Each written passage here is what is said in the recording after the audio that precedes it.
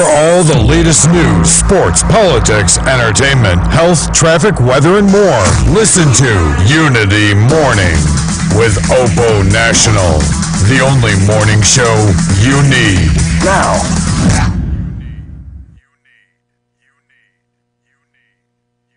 Look here, my friend. Our problem is our leaders. You remember our great-great-grandmother? Yeah, Santua. Did she depend on World Bank? Did she depend on Abrofo? She didn't. Right? And you change. Oduman Kumar Tradion Pong, Woso, Otutu Tata, Baba Bibi Baba.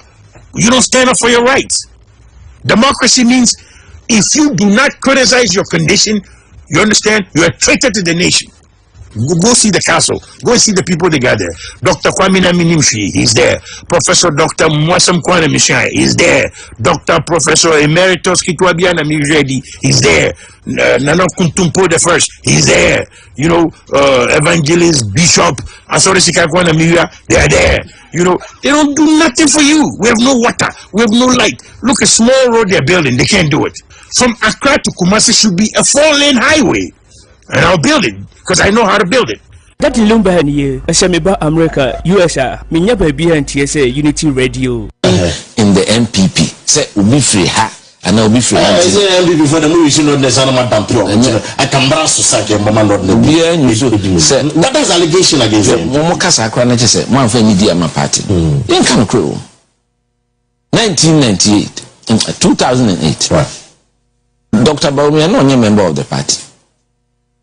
In fact, on the party near the year, because then General Secretary, Ohinito, me cry the boy me charge, say mama waiver, me cry na me boy party boy, or man waiver, because Constitution says who need 5 years of party no. You cannot be on the ticket. But a blue and a warmer president candidate Akufo-Addo, I was there. Me call National Council meeting. Honestly, be a minimum. President Akufo was the president. Into another nomination by kasa kakra. Until Nipa be party one be yes, Debbie, una candidate.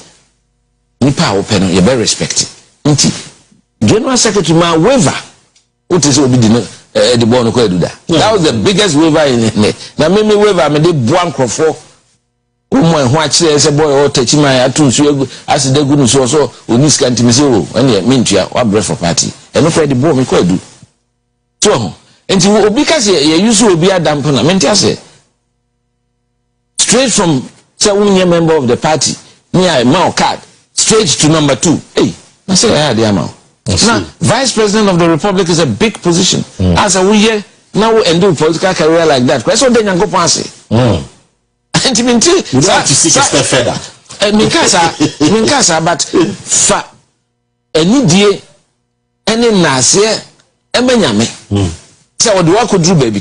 Kese pa we say from nowhere. From nowhere. 2008 and now when you remember, as you say, yes. That's all your 5 years and son any big position. That's the amount. So them John. And it's a party na anyway edinisa put your constitution. I'm a general secretary. I card amount. I waiver amount. You know what you say? Where your Big Joe Fraser yo me say Unity Radio. I say Juma Assam na yeka. New Patriotic Party programs are ye dear Guhono, a bedu baby no, ye back crank or for man on no more than Yejuma or Ghana.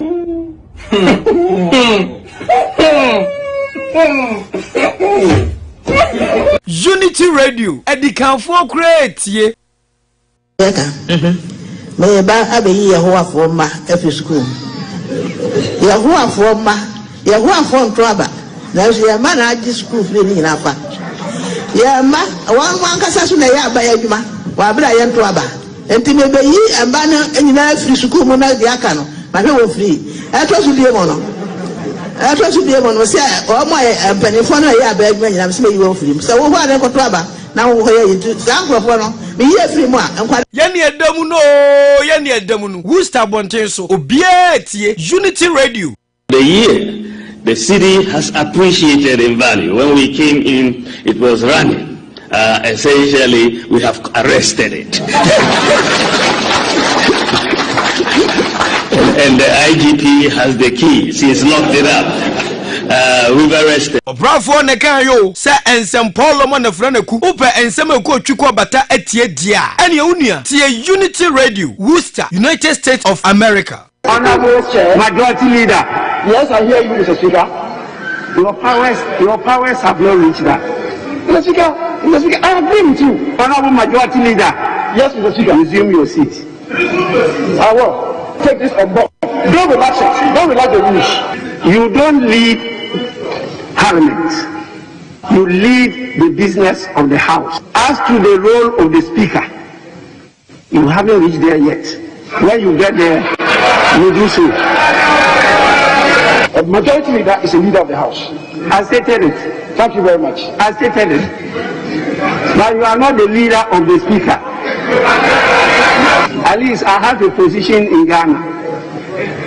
Number 3. Your number 3 is not in government. No, I didn't say in government. I said in the country.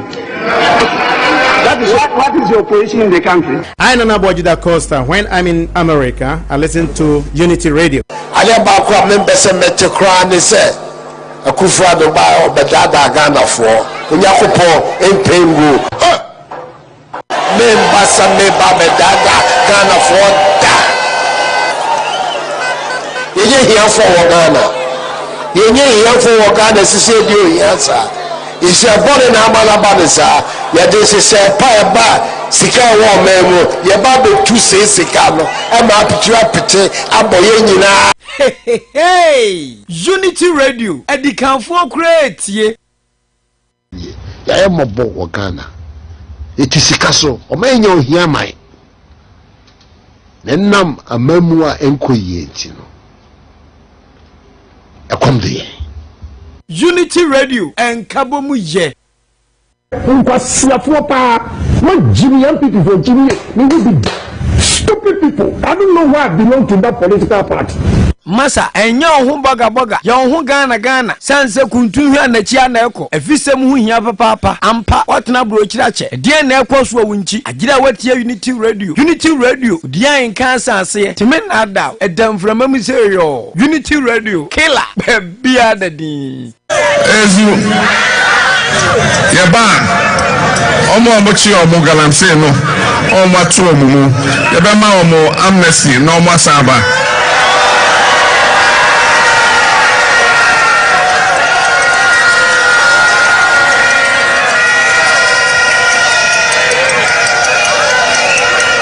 ezu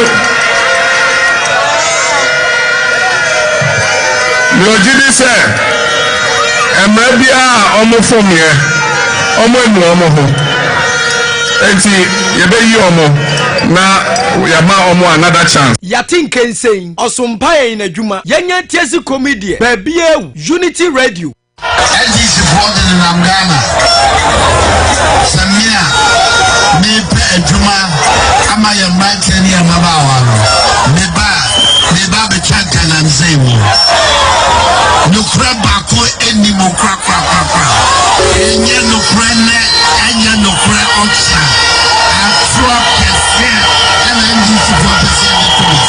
Check it out, yo. Unity Radio in the move. Worcester, United States of America. Unity Radio by Yawa. We don't have to borrow money from anywhere. Just toll the various sections of the road and we'll raise the money to do the roads in Ghana. Just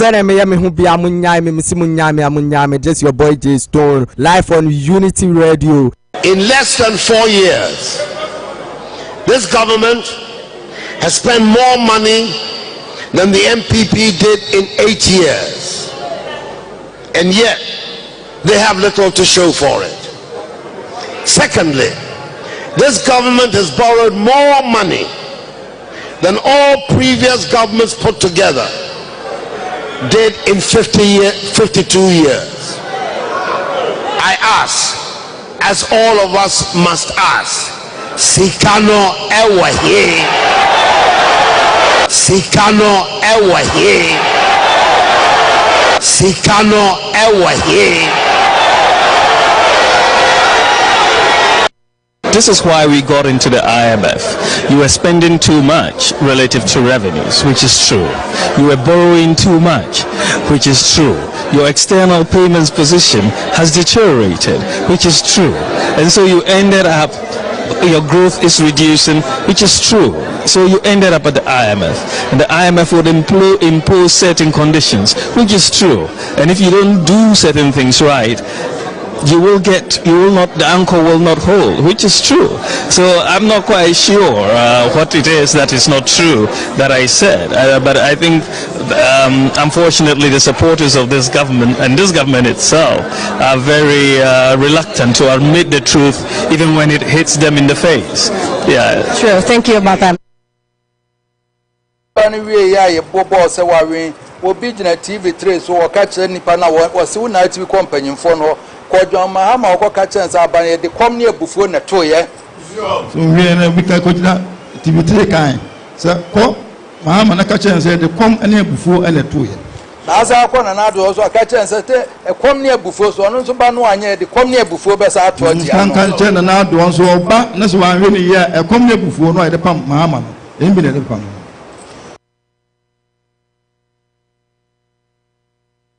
Ane ye kaya ye mwa se pimpim de he ase tresan mumusu da ya ehye tirim mumu tirim asem Unity Radio nkwa na enim Unity Radio ya jiba bia boso anas video bi do nyame some people for ahwe ye no mu kasa ya bo bia samwa you have to be careful.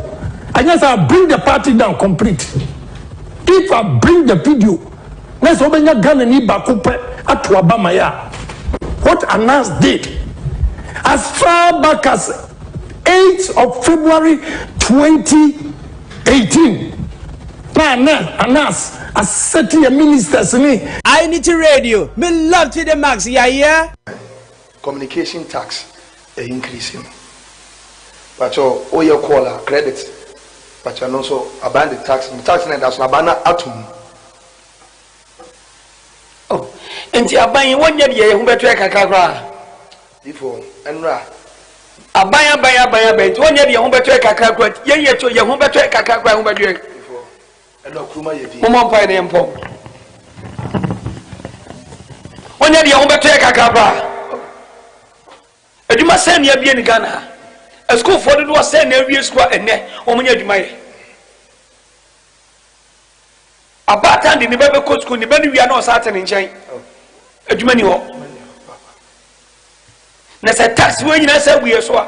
Then you call and I say, you're back. A German, just saw him in person, which Nimtan tell me on Germany. So to your matter, Casabon Brami and call me person, man. Women is all about them. I want to say, what's our women is all about them anyhow. Omo rigi budget what will be another many. Ghana of way yadin sampanam and kabomuye anunti ubetie Unity Radio eyen kabomunkwa Nembe shambo amichimindiso Niko rupia mikosa bankese mumudua Neba beti petrol so Udu also anya petrol bua Anya ekosu Neba beti niyama so Nisa neba me yafo There's one brass of grad in yafo Kaya wano And then you need KK 1 CD I Isaac K. Benye Mitie Unity Radio 103.9 Unity Radio Moyo Pabne na yawada yasaye meeting from I feel na just from nowhere I feel the enkoti say Gabi Ochirida kono ni meeting na sa radio so I don't know clear cause no o chairman san na o person finance minister no e dey profit na dey be me so person finance minister me person finance minister me na me mam say we go read the first budget I held there obi ha wo card ni bomu no so not up to Sugobo Govodia, Soon Govodia, Menadao, Yadigana Bepium Abruchri, Open Sema Air Kosu, Efisema, Open Sem Air Kosu Ghana, and Yonia, Babiao Betiani Unity Radio, you crum say, see, the language you use here is not technical. Because we don't think. Yeah, you learn it from a book. So the English you speak, when you go to America or England, they don't, what you say don't make sense to them. Do you know that? When our big men get up, the qualitability of the globalization, about the totality of the international global relay, all that.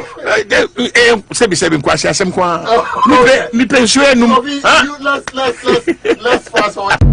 Behuru bebre, ebehim bebre, amanfo be tonton sansan. Nanso men kan na da, upe asenim chiremu dia. Eno ani Unity Radio. Now, in all the figures that were mentioned as the valid broadcast and all those things, you were saying if the figures were correct, and that there were inconsistencies in the figures, I want to ask you, now, in your own calculation, what were the total valid votes cast in the presidential elections on 7 December 2020? In your own calculations.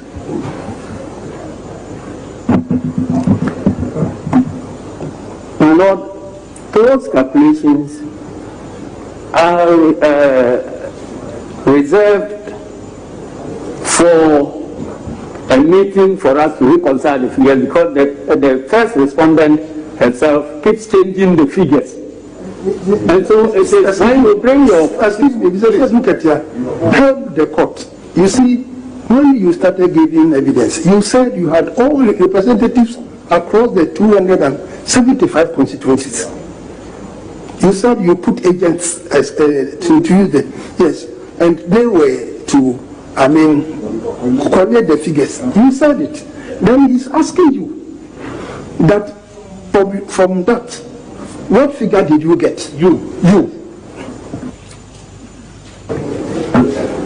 My Lord, I haven't brought that figure to court. Okay. Then, from your own calculations, what were the valid votes cast in favor of the petitioner? To your knowledge. My Lord,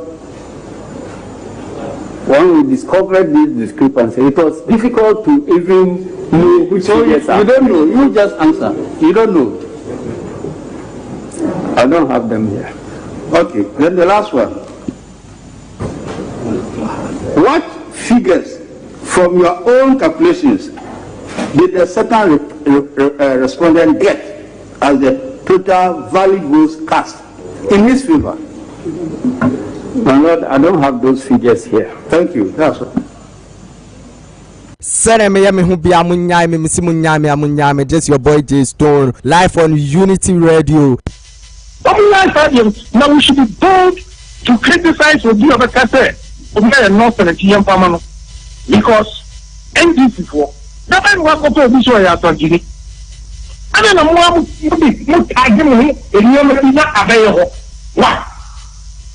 that they NDC find over choosing from Ashanti region to a presidential candidate and now vice presidential candidate. I didn't think I'm there. If you have more Kasa and a more target and a way of knocking and a way a funky and a way of king and a way of crime. Rubbish. They don't have the party. Anybody who is competent that can lead the party, irrespective of where you come from, who will vote for you. Non-MC. And this is what we have to do. They also choose either Northern or Botelian. I don't think anyone that's over their party, the NDC party or Northerners or Botelian. Ane ye kaya yemwa se pimpim de he asetre sen mumusu da ya ehyenitirim mumutirim asem Unity Radio nkwa na enim Unity Radio ya jibe bia boso Why deputy minister? What's that called minister no? What's that called vice?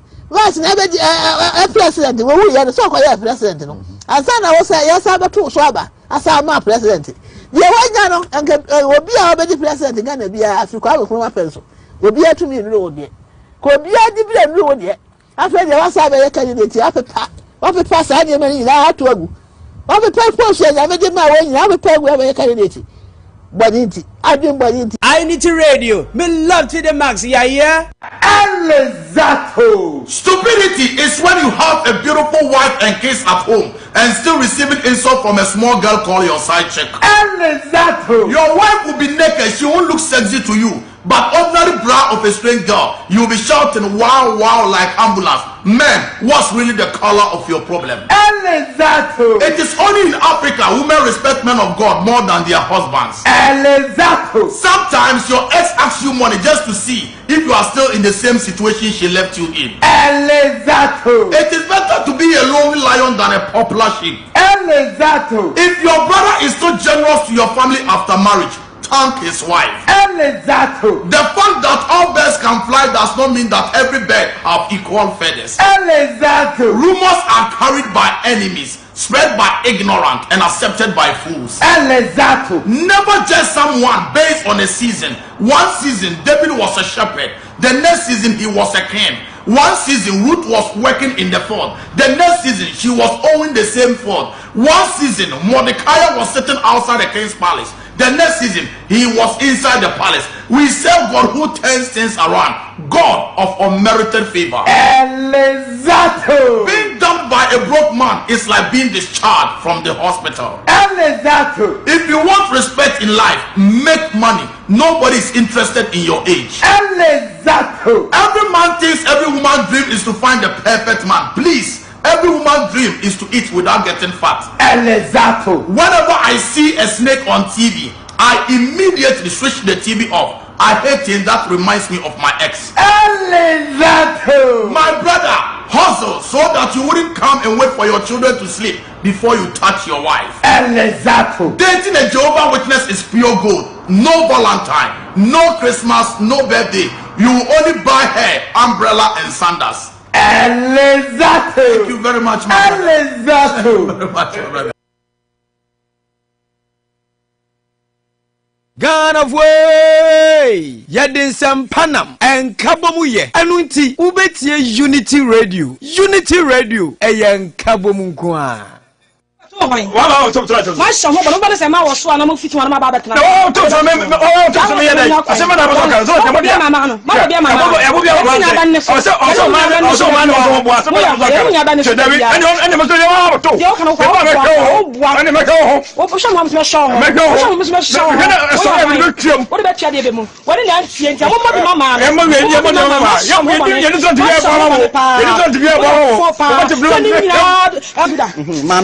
Ma'am, say me ko toilet ne so bla ye toilet bia ne krom ha say ana me se me ko toilet ne so me du na blaze su ne ba bia me koto pa ho no so ba kan ha woni ye adan sa toilet de bia ne me ma koto so na ba ma se su ni mo toilet krom pa say kro ka ka nyina toilet ene e fan ya wo ho yi e ma ne me nyina ne toilet ba ko so me koto ya no so ba koto me nchen adan nchen na yesa e ta me ne ko sa toilet ko no de je say me ko toilet ne so me so afo so de me oh eba sa me so menya dai o se me so tranchen na me so mennie na me ko tonje ono nu afu sa adem ma ba ton so me so me dai me ba so ton se ba ko pe mi nyina mi ni ngum ho mi tumi ni ngum sa o ko to so ba no esinchen so ko te sa brim pia so ani nese eduru bebe e me ma no mo hyeda e na mo hu se ma na ekwa na mo koso bia na dabi ebu ha o enza to tele to bia e kef du bu kef na o ba ni so na to o so toilet de o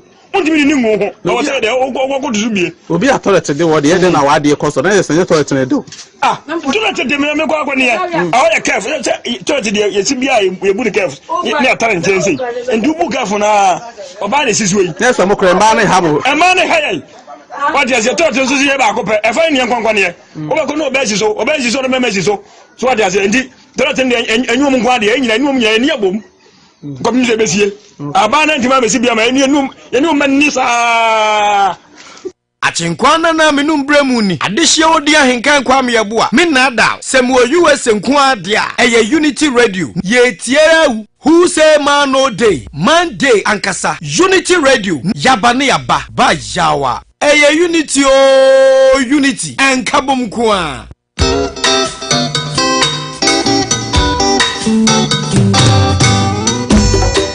asampayetia obanyansafo so obunuya wonka na asam tema futu sam kakre wa asopeme yo kofi omani ya woman omani ya mama bini baby ako tata ya waren wonsom wanini pa kasade pa wo fe oye yama embera ye abeya ifuyana amaya umano amaya mamana ati waya nora yamitata yamana renya wonso wanini pa sawaya wanabe yama embera ye abeya ifuyana wonso wanini pa Sadepa ofioyo kamo ya muraye abeya efiana ama abeya efiana asite abeya efiana oh ama abeya nefri enera yamo yambire ye nebeye ya obrani wara wabo abuja mamu nyina che mamu aha mamu ajo mamu akwaba ha Unity Radio 103.9 FM. The voice needs no introduction. It's your man Noah Opoku Jemfi aka Opo National, alongside the man of the moment and the king of radio and of course especially on sports, Ken Kalusha.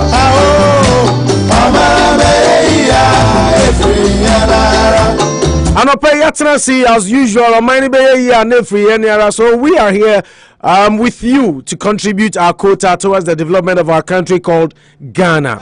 On mine no don't on mine ye yonti so on mine be conkainti and no pebia ya jibre na ye ne mu nyina tena se dwendwene ye man ho ene sa pepepe na ye baba ye tena se ya na ye de aseda PSA e manwumakuo bi omadaroma omoboaboa ye ma yetumi to bills na ye de dwumadi bro anochi krom restaurant obia tilini obia genatum Asamas Trading, Dan Auto Repairs, Abuja for the two manim nano, say master down so ho na omo fix the sprinkler system. Everything is set. They say there, ura down so on a juma for omo resume full service. Inti problem be a war come no me patch of Fabrain.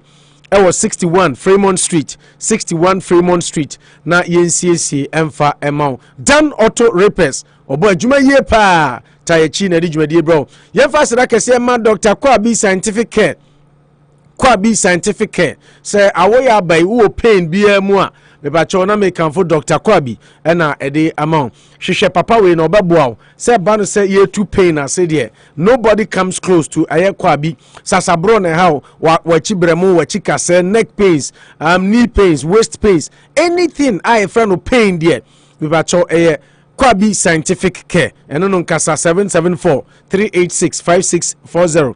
774-386-5640. Na omwa. Yedi asada PSA ma African marketers say waba wama omo makani titigu Faith African Market and as a Faith Marketplace. Me pacho ye 196 Lincoln Street and so. Kontonchi chairman kujo ya mwa chano pe oni oba ho for Juliet. Say ban say ope baby adi udwa pa baby anyama nefo na omoye promotion Faith African Market me pacho ana Faith Marketplace brabedu udwa nyina we ho 196 Lincoln Street bibia ohwehwe bia ye obi ho ye di ahobrase enimote ahon ana assign this some yen customers unya na babia age say Faith Marketplace asna PSA code ama Prem Store so we call Ghana na ope say you treat you say executive any Prem Store nkasa they also ye and say obo homodin say ene you pacho say oba be kwa friend number no 027 44 437-958 027 what fan says 0274 437-958 kaluzo 0274 now about 437-958 wow papa ohini k ajeman ha udu Ghana airport you be treat you as executive you open mini van mini bus nice buses na dey abefa be treat you white cars nice one obi kwa beka say hey King Kalusha president you near room arrival hall near abebo na you bags ni nyina kama na ye dey aiden ama akoguba akam na odi achi so na bibia konkan ene no Ghana ayehu nti se wo pese wo Ghana kodu fia somdwem na nkrofo obi antata ode a na a prem store ye post flight transport company ye de an se wa bedu kutokani afa de wo kodu ba bia wo ko so wo kosunwan Takrade ho Kumasi Cape Coast Koforidua bibia prem store omo enso ebo echidom omo bo adwuma yie pa ana ye di dwumadi e di ebro na ye di aseda no so bi ema omo sanse omo en eta echi dendenden ana di bro ye di aseda PSC enso ema Kumasi market da bia meka se Kumasi ne oma efo chenkran aduane ene bibia nti ukodi dwa Kumasi market asa pepepe nete Kumasi market ne oma no efo pa osebra 852 Main Street brabedu dwa nyina o Kumasi market na makacho se March busumi kwa wie a ena akwaba promotion no ebeba no wie ti brabedu dwa nyina o Kumasi market na bibia nso ntumi enko nkan omso ebo enchidom ena edi dwumadi ebro enyumaku aka in course of the show obeti omu nyina enka in the meantime mama menu abema King Kalusha akwaba King obo yenia na pom to say I don't for another room or didn't answer a chain there we can only be grateful na ye de asedama no say and so what count to yen among the living match here me don't find that me pa o snow no match there ya na snow wom kakra bayana nye too much but I think yesterday snow as bad as they predicted and baby around city towns no every 23 inches near that day na say on the demo ben su near that 10 inches crowd na was on the high side but advantage a woman say ya ha no na eto a na nsu asan to na to a na nsu asan to and na say nsu ne snow no di aprapre na boa ya sanka ye benya bebre pa nti ana so ayo momo plug kwanom yade because me say bia mete no ya na oh say snow ni to na o drive wo dangerous pa but me say on bet first one no and later one in me kra no san ebe nkan no mom yes na no tanya because I want to say o sane akọ bi akuma land no na one here we do ka ba ko bo becomes this year say snow no say to na say ice na ba so na say esu ye tru kakra bia one here o do ba ko denti obi ka musisi e nti ho na ho ba de is snow to dia me to obi afo say on fa ne kan fa o but I said that no ja na whether afterwards no whether na kama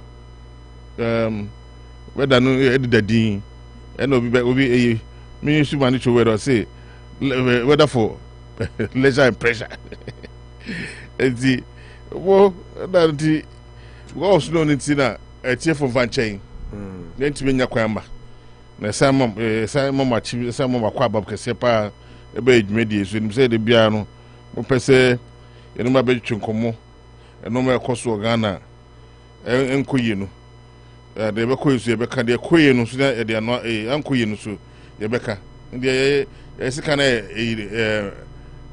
masa utwi ni mai kono enu awdan sika no fenu enu awdan me da fi obi a wanya full day rest and never ba show so asere obi a enu awunya hoho obi a obesra wa ase wa na jono bi na wa bre bi na wo kasakura wa ma obesra kwa na osori no pa vimba wo ho no obesra wa osori no pa vimba say ya no wa bre sometimes so bre me de bia na vim na o de vim na so hoho obesra o de ba no de free never say ene oba when ejino koso Ken Kalusha. Yeah. Now watch I crash no and so wa. Nash. He's a friend and so 7 Up. Nash 7 Up. Your friends are Nash 7 Up. Kalu. Edi an obo edi. Asamba mfami nka ho. Your friend saying Nash 7 Up. Nash 7 Up. Kuso. Nti Kwame zo be friend saying. Kwame zo be friend saying. Kwame 7 Up. So mo say Manchester Kwame Sun. Kwame Sun. No, he very enough. Who say Kwame? Ya show movie ya mo you know. Na me call the Facebook yi. No so dey Aston Villa 4 chai 72 bi no. Abeto. Na da abeto. Wow. Na say Robert say, "Mo na mo share 72." Kwame, na say obi aboa na obi na ko say. Oni obi kun da na dey betiti. You to kwa na okofo abeto 72. I say Kwame.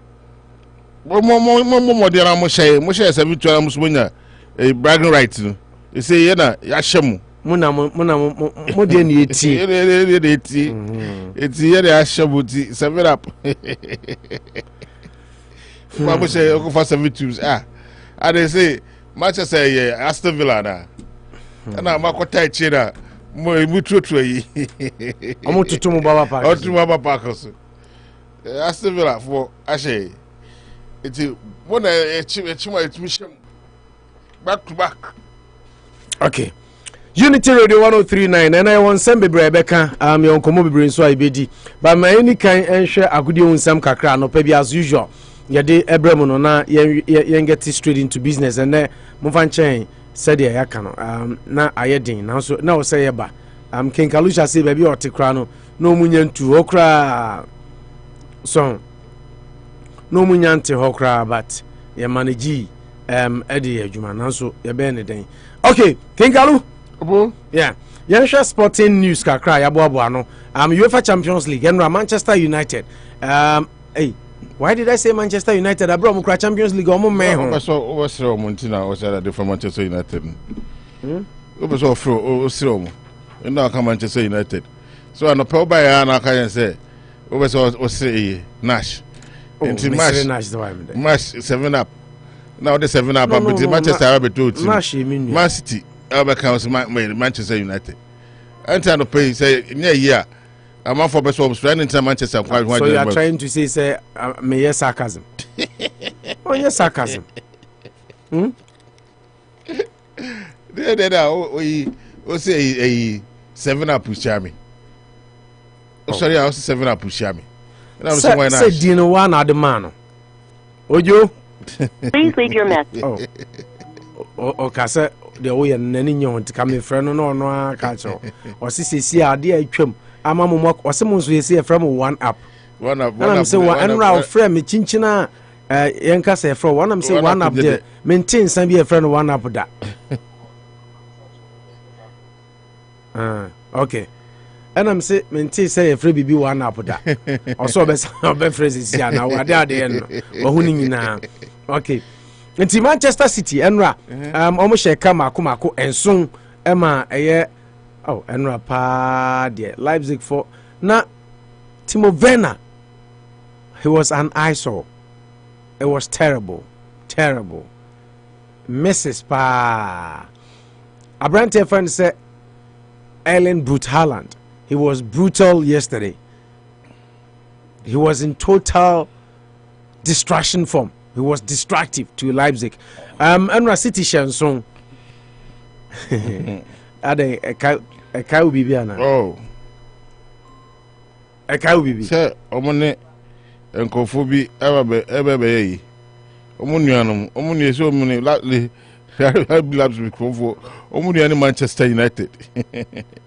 It's Manchester United. Aja omo twin brother Germany. Our Champions League, but we did. Yeah, Chelsea UEFA Champions. Almost should be what. You shade. Nanka you only a twin, but it's only a twin. Manchester your twin brother. Germany is almost mushubum. Okay, German. Kaluma for Sporting News kakra ya bobo anu ngo ma for na and your time no say we already behind time. Na bonito na fi you get it to the main issues of the day. Now, said Americano and Manchester City.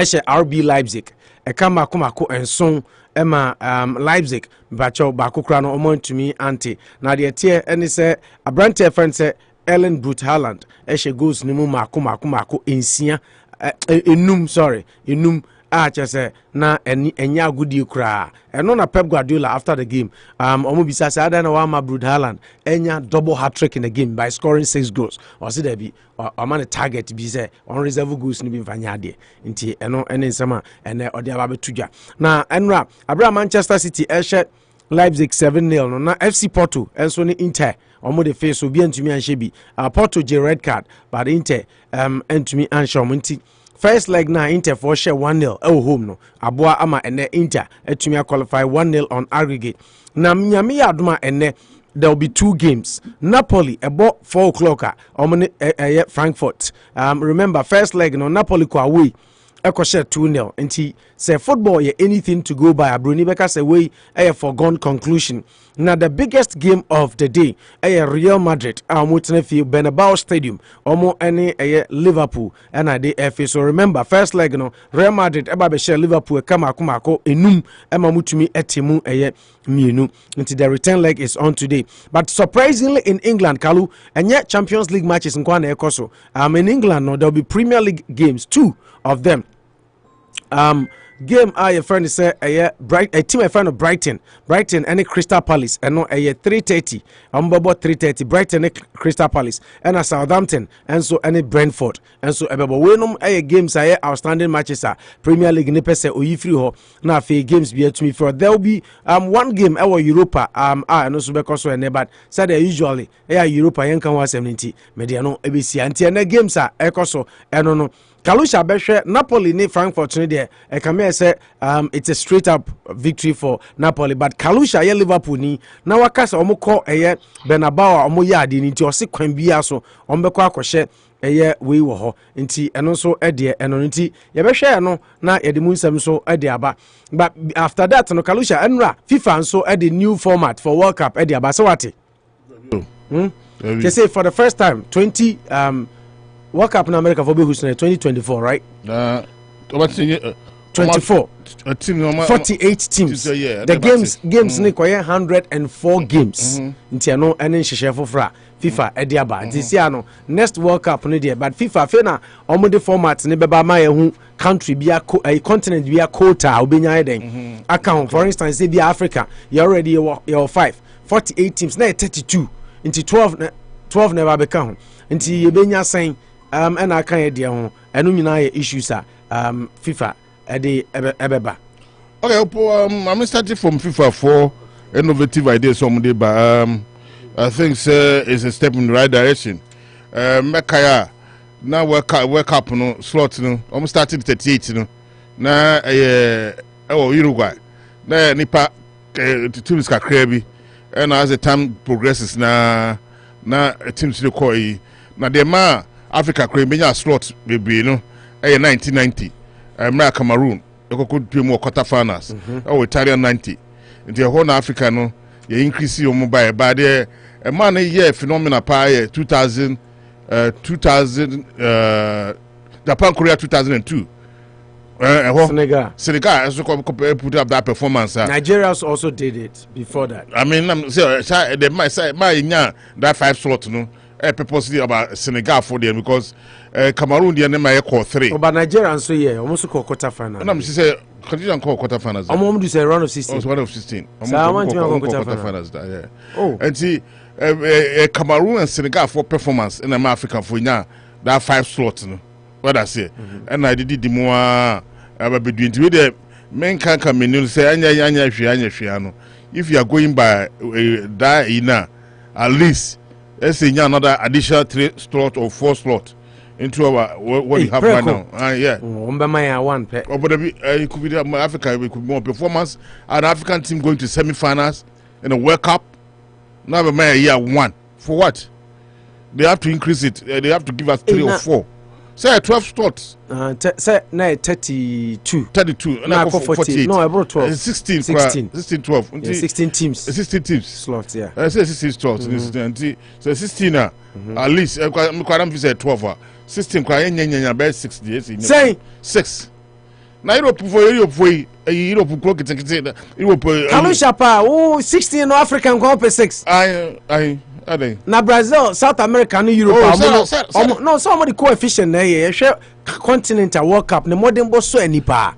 And then you talk about Europe. You talk about South America. No, we're talking about an African team that has been to semi-finals. That placed fourth in the fencing World Cup. And the performance of the African team was not that bad at all in this particular. Nah, Europe never bad. Oh, Europe. There's some teams in the Dawson. Country Nigeria. Country Nigeria, Europe. Europe present Argentina, South America, Nigeria. Europe for the quite almost slots and quite a dose too much. But they are performing. That's the problem. And almost coefficient. So it's not about continent. Give us also the slot. Perform. We can perform. No. So can this say Oceania and Australia when you know 1.5. The other Nigeria 4 guys in Benin ko how man can Nigeria 4 ko here. This World Cup PB and come here. Say 16 slot. No, 16 slot from the my idea. At least nya be we be 5 or 6 there. That's what they 2 adaka could boko. Made 5 or 6. Two.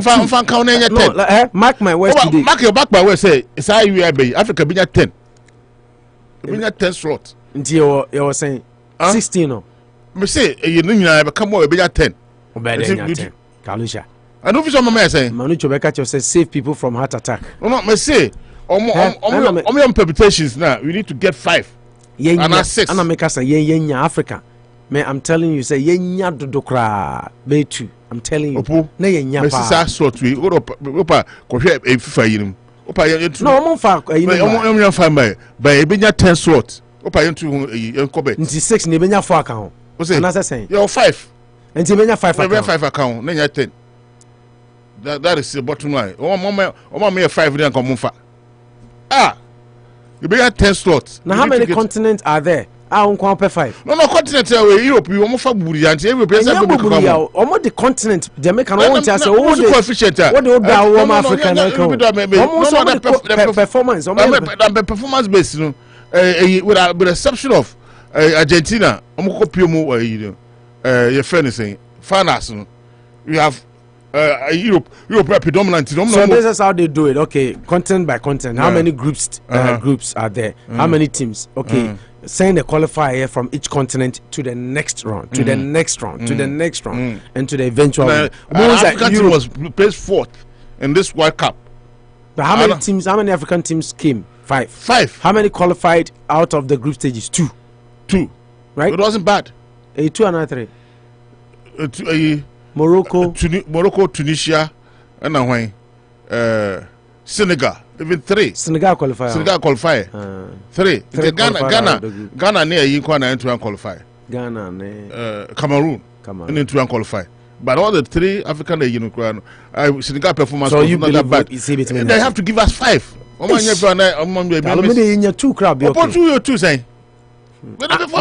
African team. African team predominantly Europe buy 15 clubs and teams there cool. And so 2 and to be copy more. But until I'm some previous performance. One final semi-finals African one. Because someone there Mushi Ghana call Brazil had them quite by this you say Morocco is a test case for them to give us another 5 slots. It's a very, very fantastic test case. How is Morocco a test case? Because what do semi-final? No, for the first time. Do you come to the tournament to get to semi-final to win it? No, to win it, but it's an achievement. Mediocre. It's an achievement. One of the days, Africa, but right now, if you are seeing all the lenses are on you. Okay, Mami Abase, Opo, I agree with King Kalusha. If they don't give Africans 5 more slots, they should take it. Eric Kwacho, he say, that's overambitious, Kalusha. I totally agree with Eric. That's, I think it's being overambitious. Me checks. Opo, 10 slots. Coefficient na share him. African teams are progressive from. And your last tournament no kwa no mu show since World Cup Senegal crack quarter finals and Netherlands for you film and I have forgotten na Europe 2 teams the team share final to us World Cup Now they compare quarter finals. No, every time that's Komoko. How many slots do the Europeans have? No, it's not about slots. It's about they come and they perform. No, it's about the geographical in can be. No, geographical. Nenesenka continental. So Nenesenka. America for. Sideway. The performance. Continental. No. America and Canada. And almost in Europe. With the performance African for Canada for the first time in the history of a World Cup, an African team beats Brazil. What are you talking about?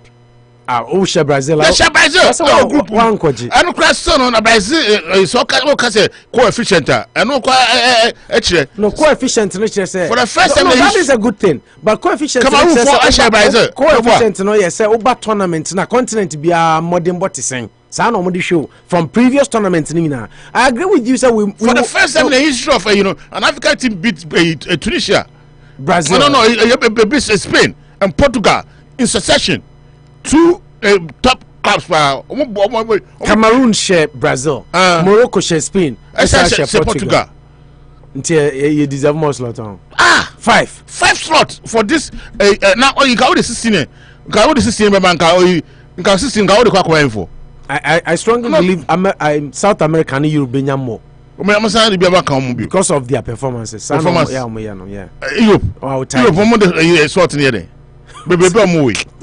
so Italy. Who's Italy missing out? Italy and another great country.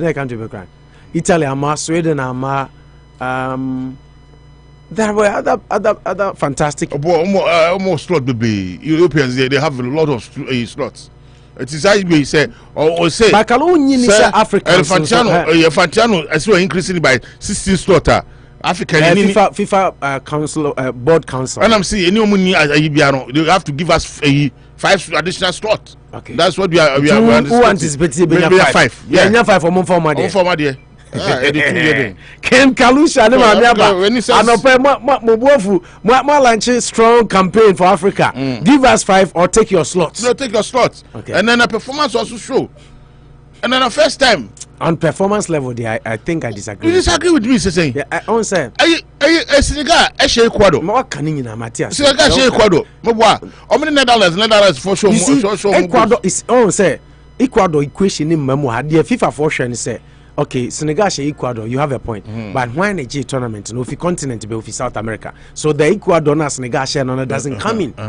When you are an eventual winner, you consider your continent. And then they don't have to even consider the Asia phone crown. Asia phone is one of the passengers. Na Asia, almost not you're saying. That's why they have international make Asia, Australia, check a slot or more. But say I'm on Oceania for me Kobo. Oceania one Asia for no you born more 10 times. Almost not to South Africa. Almost not. Central America say and all can say performance idea and can you cause on Asia for because one by one measure. No, every tournament. So all can say coefficient there that be argument how you about. Asia more slot is saying. What's say? Asia slot is saying. No, I'm so saying. Asia Japan Australia. What's say? Australia. Australia, Japan, Korea, South Korea, Saudi Arabia, 4 by and sana quarter for no more host you know. And I remember say tie break Bema FIFA ma omone a bombo playoff. So on tomorrow I'm say 3.5. Yeah, it's half near playoff between the Ahano, Unza American have almost simple. I'm somewhat 3. 3 as a 4 normal ball. Omoni Oceania for Oceania Asia normal ball playoff. Almost 3.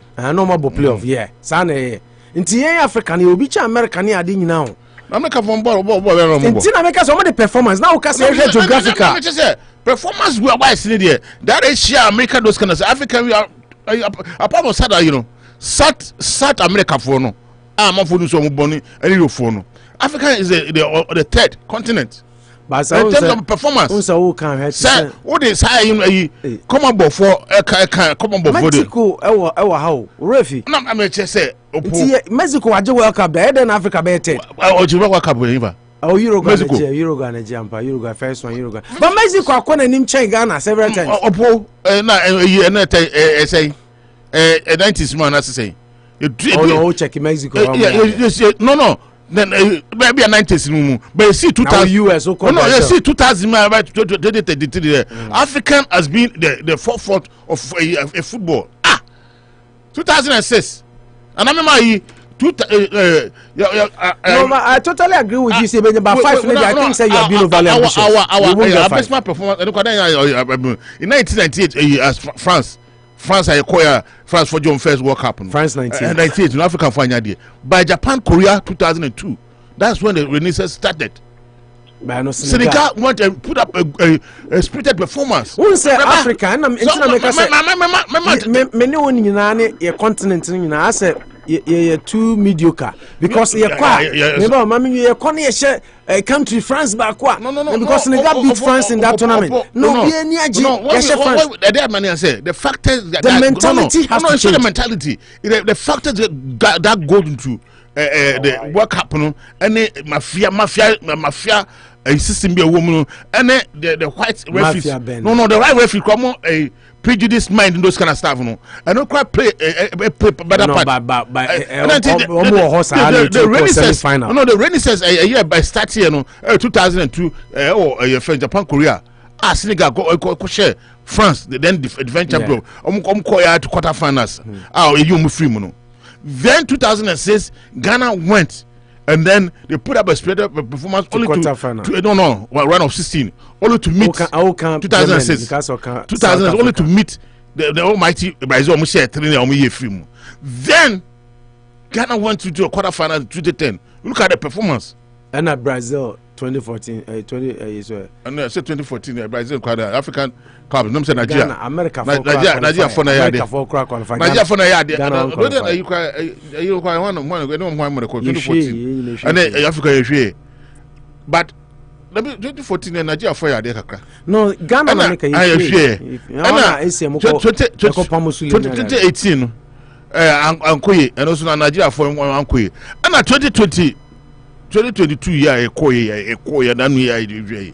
look at the performance 21 and 2022 plus 4 no 21 is saying World Cup and say starting December 4 say December 2022 year no World Cup no say nanka you born December na dey be rafi right who say there be born November na dey go December and say last year 2022 no him say that you already my dream said that's all 22 more 2022 more now look at the performance that put up by Morocco by all standard and then Morocco what I say and it seems 5 teams square at least Baku Fimu 1 of 16 Baku Fimu quarterfinals and Baku Fimu semi-finals and then our PBM coefficient be our PBM they have to give us 5 slots I just can't come from 16 now me check am when you say 5 in there is there for Africa to 5 slots for Africa yes no mama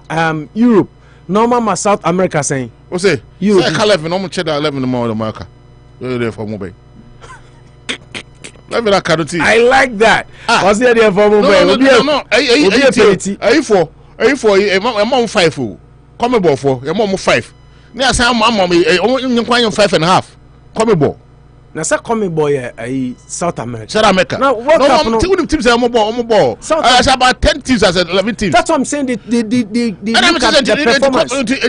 come ball teams are about 11 almost nya 5 slot automatic and so man say akobọ playoff back into come be 6 because when they come they do well it says almost come ball from it come ball from CAF African Champions League Kotokoni has ejina so na no mo ball well no mo kwa no mo yade no na CAF na 2 na CAF 2 mo call 4 Champions League 2 Confederations Cup also me yede omo 2 also me yede no mo de mo yade no na CAF anti Africa so mo boy yede no Africa for somebody more there but team mo Africa team akodi 4th World Cup a team of 32 teams 32 countries akodi 4th okay Kalisha let's do this simple mathematics okay when Nigeria World Cup no Kokobo okay already no more 12 no you what's the performance already in count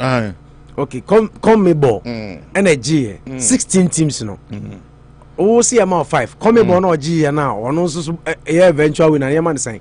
The occur second place the European team, right? How many France na boy? Europe yes, Argentina and France okay, Argentina and France. France is in Europe. The only third. Why? Ose, do mo do Europe. No po. Oh, you only third one. Europe. Nti on say come body first. Europe the second. Europe the third. And Africa the fourth. Nti wo say yama 5. Nti the only first na yama say 4. Oh no, the first on the continent yama 4. Yeah. Whoa, what your mass 4-4-4-3. Then I can 5 on the Africa 16. 5 the winner. I mean, 2 go I'm telling you. Opo, so man you say 5 year man, and then 16 teams on increasing 16 on the my info. I'm saying fan ko chengu aye, you for this. Come on about my idea. Even the CAF Champions League, Kotokone has a sign, no. Once one say year free was say Ghana or 1-1 pay. Europe Champions League 1. Europe teams. Europe coefficient. I'm say be omo ba den na mu keke. Yeah, mom slot baby. Europe omo 18 men on my idea. Okay. 1 5 for my dear. Anyway, another news on FIFA at 32 team Club World Cup ABBA and also be started 2025. And the FIFA and say team or Champions League in 2021 I Chelsea ebe Bobby team or Champions League I 2022 Real Madrid automatic sport and a team or beji this year and so be automatic sport. Now for your mode criteria ni coefficient na make no they are selected other 32 teams from other continents near there. So far no there Europe crowd automatic 2 sports that Real Madrid and Chelsea. Every continent will receive more slot at 2026 World Cup, given the decision to add 16 more teams to the equation. Okay, the breakdown Africa there. Breakdown here saying. What's Africa 9? Say 9, CAF 9. Yes, 9. Into not just say 5. So my 4. 4. And okay, sir. Oh, you have given us 9. No. 5, 9, 10. 4. The SCC above FIFA for Amazon. In fact, so we very critical analysis now. The performance related na your continent in this one by modern one year. Into 9 the dozen for 9 the 7 FIFA thumbs up. And run on that press release nearby na breakdown on my own sense and for the movie room ne be o makunya breakdown aba. And it's a breakdown about there. You breakdown in here. Yeah, man. I'm my comedy boss. AFS, Asia for no. Yeah, almost 8 and a half, 8 1/3. No more saying. I'm Asia for you. In your 9th street. 9 1/3. In your 9 1/3. And I say, yeah. 9 1/10. I just a bit between your 10 teams. 6 1/3 plus 1/3. America, America say a geographical size and how almost reach you and a coming ball 6 1/3 and a UFC 1/3 and a UEFA for no almost quite a UEFA 16 teams. Yeah, some catch that is true. Catch us more. But some already no more saying. Oh, break it down World Cup now. Oh, already no more saying. Europe no more. I'm say 12. Who's it? Europe I'm so no more 12. I'm not just some no cry no sir. Not just Africa in your so come here no yi. No. Oh, with the Kalumen Kasa. Femoji. No. Femoji. 5 count. No, 10. We need 10 slots. Maybe I want 1/10. Maybe I could ball a playoff be. Oh, baby. Now they have a 10. Now and then they no me arguing. 1/10 now and then the me arguing. Be a 1/10. Maybe I could ball a be near 10 slots. You don't want to be 10. But for now, automatically we have 9 slots, of which is good. Mami aba, I channel why? 9 bad. Yeah, I'm see AFC 8 1/3. CAF. Oh wow, yenya. 9 1/3. Apart from UEFA, yenya your own more slots. CAF. Now saying na FIFA for more per Africa some. Asia phone kwa na omanya 8 1/3. No, by Asia Japan ya de no mutumi ko monim chen. Omo ba mu fifiri mu tentem na say na say just like and I agree with you say from 2010 eba no as Africa your performance na ekosoro. Ekosoro as itimi nya more than first no say kwa team back pen and qualify. Yeah, the 5 qua now 4 film now 1 qualify no so from round of 16. But they say the recent one 3 teams qualified to the next round and then 1 was able to. So that is a great improvement from our previous. One left out in the round of 16. The other one quarterfinals, the other one the semi-final. Yes, Senegal quarterfinal, right? Yeah, I'm sure Ecuador quarterfinal. Yeah. So that Holland, no Holland show more. And those Oceania 1/3. So don't Oceania for the yeah. Where the men kasa Misro and Kashi be. Oh, say me 10. 1/3 about Shesu dia. Yeah, you better playoff. You better playoff Bako. Na dey 10. No, say I know nkasa near the 10. One shall won't me. Almost our teams African Nibia coach or maybe show. And your World Cup with the Africa for America. Aye. Esa mamia bababi. Kalu quickly, I got 6 minutes now about 12. Champions League, basically. But my for rumors and gossip are crazy, man. I know they won't discuss it. It's just news flash. Now, according to Sky Sports, Tottenham and Arsenal Umberton Hurricane. Initially reported by Manchester United, Chelsea, and other teams, Real Madrid, Bayern Munich, but you see, at Tottenham for say they are in negotiations for a possible contract extension, bumper one, because Abranten are a lawyer to the club, according to Sky Sports. Now, Oko Times go akra former Spain and Barcelona head coach, friend Luis Enrique, also be interested, so be taking over as Tottenham boss. Sekobasa omo Pam Antonio Conte, unya jumanoa obeye. Fikages and so the Abbas Mohamed Salah is strongly considering leaving Anfield despite signing a new contract last summer. Liverpool stand to make a big profit on Egyptian forward, with PSG chasing for his signature. Until PSG Epe Salah signature, and according to Fikages, Salah Pesoko, and as Liverpool feels that this is the time to sell the player and make more money. Name the news, and it said Lionel Messi, Kaluja, and likely say Obeko Ako joining Cristiano Ronaldo. Saudi ho and this year no pesala besha Argentina made for the first Alexis McAllister out Brighton, according to 90 minutes go Akrata were attracting interest from a number of clubs including Liverpool, Newcastle United, Manchester City and also Ediano.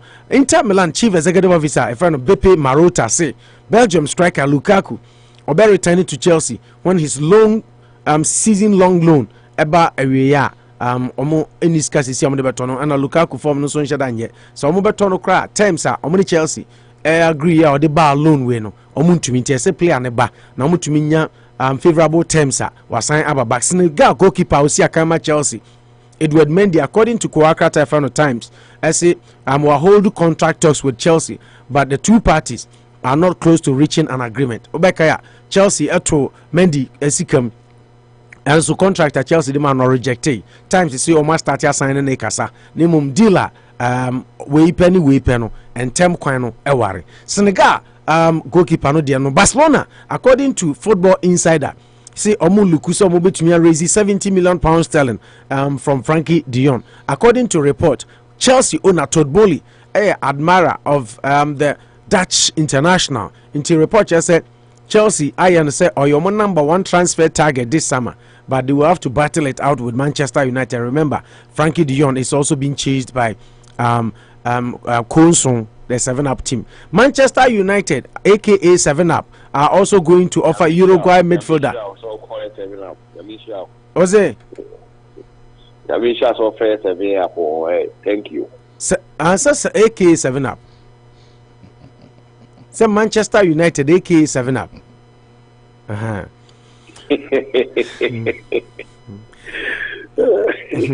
Manchester United are going to offer Uruguay midfielder Facundo Ayer Pellistri, according to Fabrizio Romano, a new contract before loaning him out next season.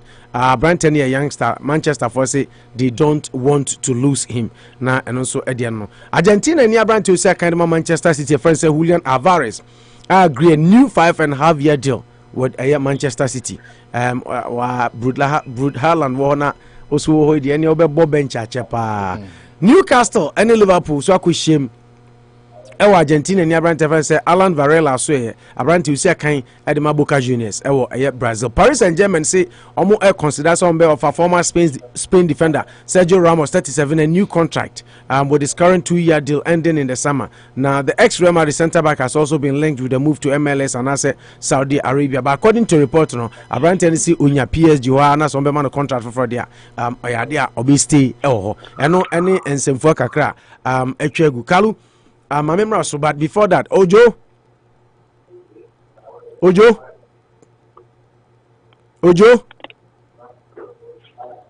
Temenga. Okay. Why busy now? Now we see you be the same after. Bibi aboko na Kalusha initially started program na Kalusha can't sing be na me pese.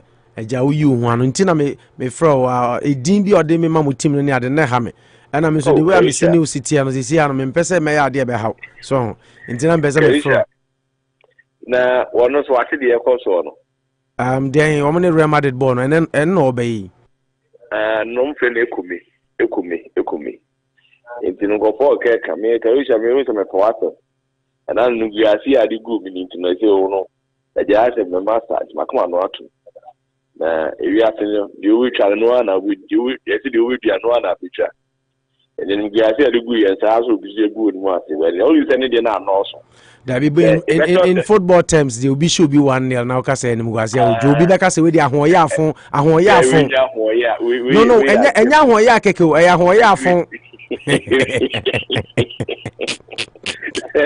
1-0 no what you want ya just 7 1-0 the ball mu dey show 1 you show 2 you show 3 even 4 corner dey nim guase ba 4 kra anye na enso dey unim Kalusha o se sesia o ma amedidi ni se o se Nash den kra Nash 7 up me bo a e na o se Kwame Kese nso din dey Kwame nso and I'm so any old no cry kakra o so the any dey kakra Nash 7 up and I Kwame Kese so dey Kwame nso onu dini Kwame dini dey jaja Kwame nso onim de ntia o ma Kwame obo Kwame din Kwame nso no o see time omo share mo 7-0 no inse se Kwame begia tum no abre ne ho ase no aka se team na anya de no salute omo no akọ post to time Aston Villa share Liverpool 7-2 no na che se wo me ma bo 7-0 obi abo me 7-2 mfie ba miensa ni na afi na akọ fa no de abe pepa wo de enti na hye na bufo no se na e fra Kwame nso de yenga sa de wo kewia so who say we just the first time on which match I show 7 they all say 70 I saw 70 I saw 7-1 that if we had a big deal we are to almost the whole world what the back you know we are making a record in our brain I said 72 pay I said 7-1 pay it's much as 7 it's a caramel tiba even can't see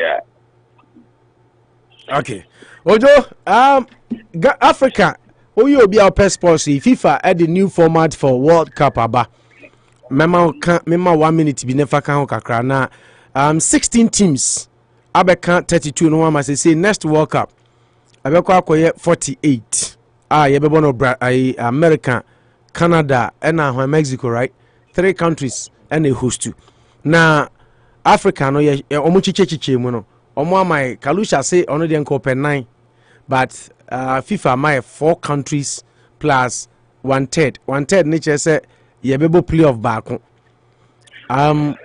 when yaje and there is a possibility say next World Cup no Africa the 10 teams na beba there is that possibility yeah we do my idea it's about time on my Africa o ma ti yache o here countries here with the World Cup na compared to Africa you switch over all the time the any African to 12 near different countries so it's about time more Africa to my idea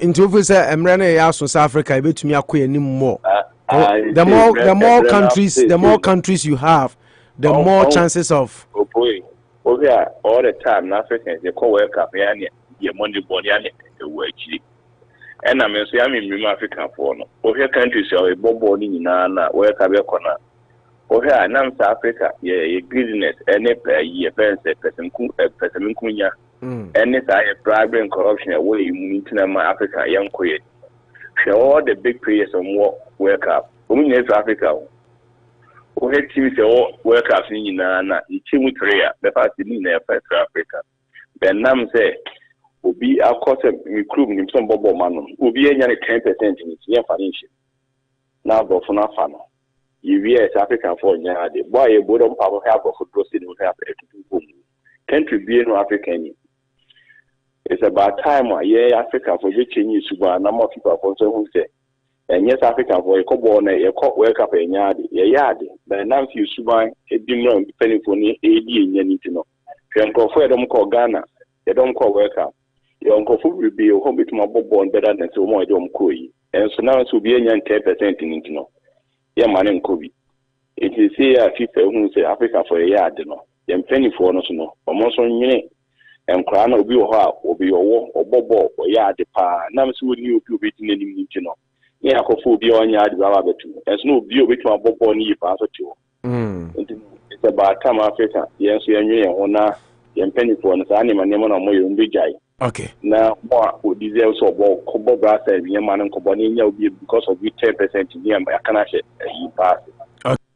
Ceciano, the news back when he said a good news for here team Massachusetts, but bad news for Manchester United fans because Obia Yashan is 7-0. Nya de Beman Kwamana across our stadium.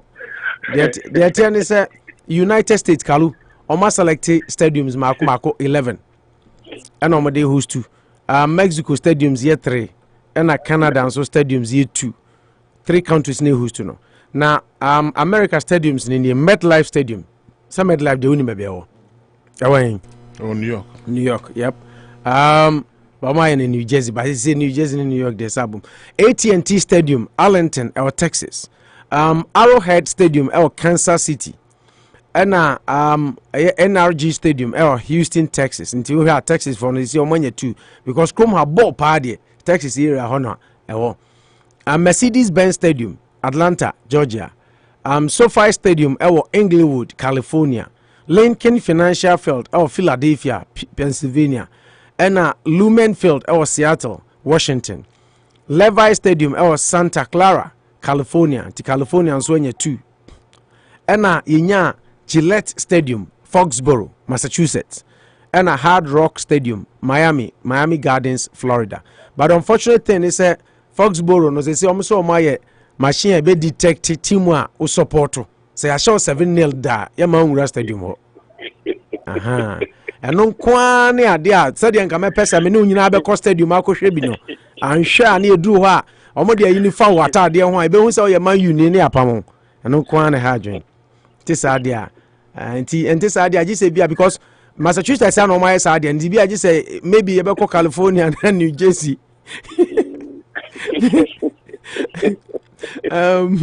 Okay. Mexico stadiums near Estadio Azteca, Mexico City, Estadio BBVA, Monterrey, Nuevo Leon, and Estadio Akron, and Guadalajara, Jalisco. Canada were 2 stadiums, BC Place, Vancouver, BC, and a BMO Field, Toronto, Ontario. And Tiwani stadiums are Kalu, ebe host to World Cup no. And Jojo, my angel na try the oya so na me bomb say bia so I'm more revise and she share na member Manchester fans more swante. Because me on say me ebe cost stadium no ma ko share World Cup I say me no na eko. What I say? Say a basement to me no one corner muka say because your team lost 7-0 to me ma kwan ma stadium wa as I say any lawyer focus an issue Manchester United because I know all right no more infringe upon Matthias the Premier League ni yes the Premier League ni as usual defiant as defiant as ever can you United ni can you 7 up ni you need Premier League to be VH it's no Liverpool so what new Liverpool name Shabress Sanfo. Yes, almost Shabress almost Mrs. Tim Ding. Tima, your 10 or 18 why will be to meet his Zandi. So we announced that I say, man, you 7 will be announced that only the team we are here, show 7. I the whole world as surprise will be added, man. Those will be announced that. But Tim can say, and you know, Tim can say, man, you make my show 7 years. Be a bit. And you into around who time I may know osmosis will phone so. Now me be said osmosis, Tim Ben your friend is 7 up. National narration or yes 7 up team no and I make promise nim or see 7 up team no and your team be almost to almost say one of the richest and the biggest in the world and I'm beside say when he was England and I'm seeing England City Bank was in Manchester na it's say that the NC corner there mami aba me chao abi mami aba obi a me chia no and Kwame so me chia no Kwame, the master, your friend of Kwame, son, Kalusha money, nice name. One cry, some Kalu, no friend of them funny new name now, the man, no one tells you. Kwame, there can be a veggie. There's so and I'm going to okay, now that's your better, bro. Bye. Okay, Kalu. Quick one. Now, if you get it straight, and the issues near straightforward. We're going to be talking about Ghana toll being reintroduced. But before that, go back to the sports. Let's share. Namin kind messages be relating to sports. Now, if match I will share back. Hey, Mami Abajiga. Hey, Songo, you know, can say Ujano, can sure, can it be fire for fire? It doesn't show our baby. Okay. Mami Abapom to say.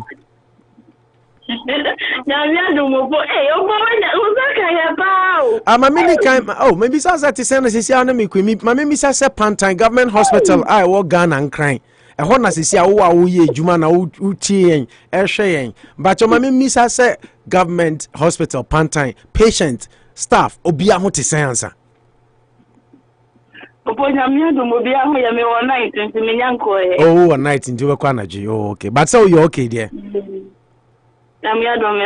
Oh, now I have a no pay. Yeah, had it. Okay, I forgot about 12 in the area. You had a area. I mean, Ghana, I say about 4. You could so as some young man Ghana, but near the kind of sports. And I didn't come out no pay with the above Ramunti, where the Penfosi enemy bizarre. Sorry, you offer the World Cup for Bama you. Now what's you? Hey. Oh, I saw one couple of people here Kalusha. Kalusha is a minimum country. As well can now out there Kalusha. Oh, Kalusha and a man Nash Dino was in Nash 7 up. Now why na Kwame so Kalusha Kase. Kalusha Kase, one man Nash 7 up, and I'm saying Kwame Kessin Sudine, and I say Kwame 7 up, and I'm sure Kwame 7 up on the end yet de because as Santa for you, dear, Mikramin and Nabi, we are near friend and so are. Inti, and Kwame and so on, and I say I know perfect. Inti, also says your money is Sandino. Mikrami did in quite just say, no approve because on a Liverpool and a share. Maybe them a Chelsea, a meeting most of me call relegation, but also no the moment a Shabress Sanfo, Liverpool is your Mudino. Nti ono je Kwame nso ni tu mu ana je se nti sesi a wo kura no nanka ne wura fi so obema odin ba sesi a wo afre bi a Kalu mami abanso obema ndin na mse on edin ene bibia nko nti na wo wetuma ram no kama ma se me ye kura je se me de ba na wo approve ansa abanso Avançons. We create the chain. Avançons. But the fourth beauty side, you know. Avançons. On your say. Show headphone.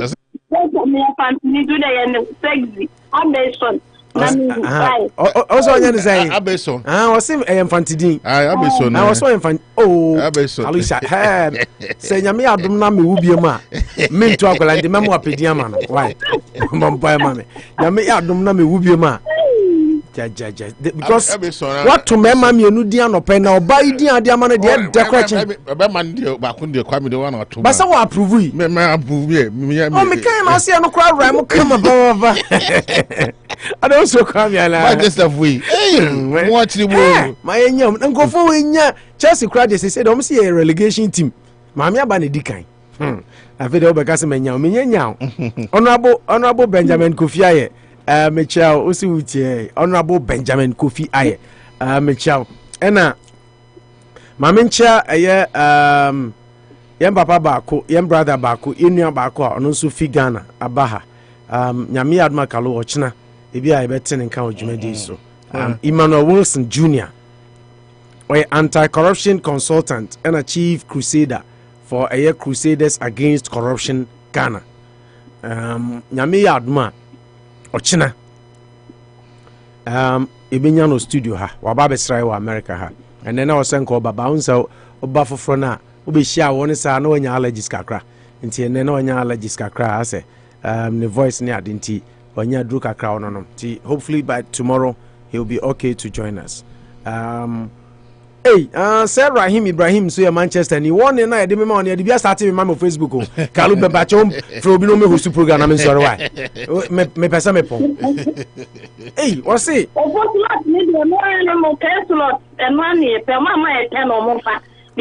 what can Africa, a woman more things are, yeah, dear. Wait, things are you Muslim, we say Nigeria, Algeria, Egypt. They could have done well in the World Cup if we had so many slots. Into 10 slots, then there one. Okay. Mama, usia diversionary tactics kakra o school on.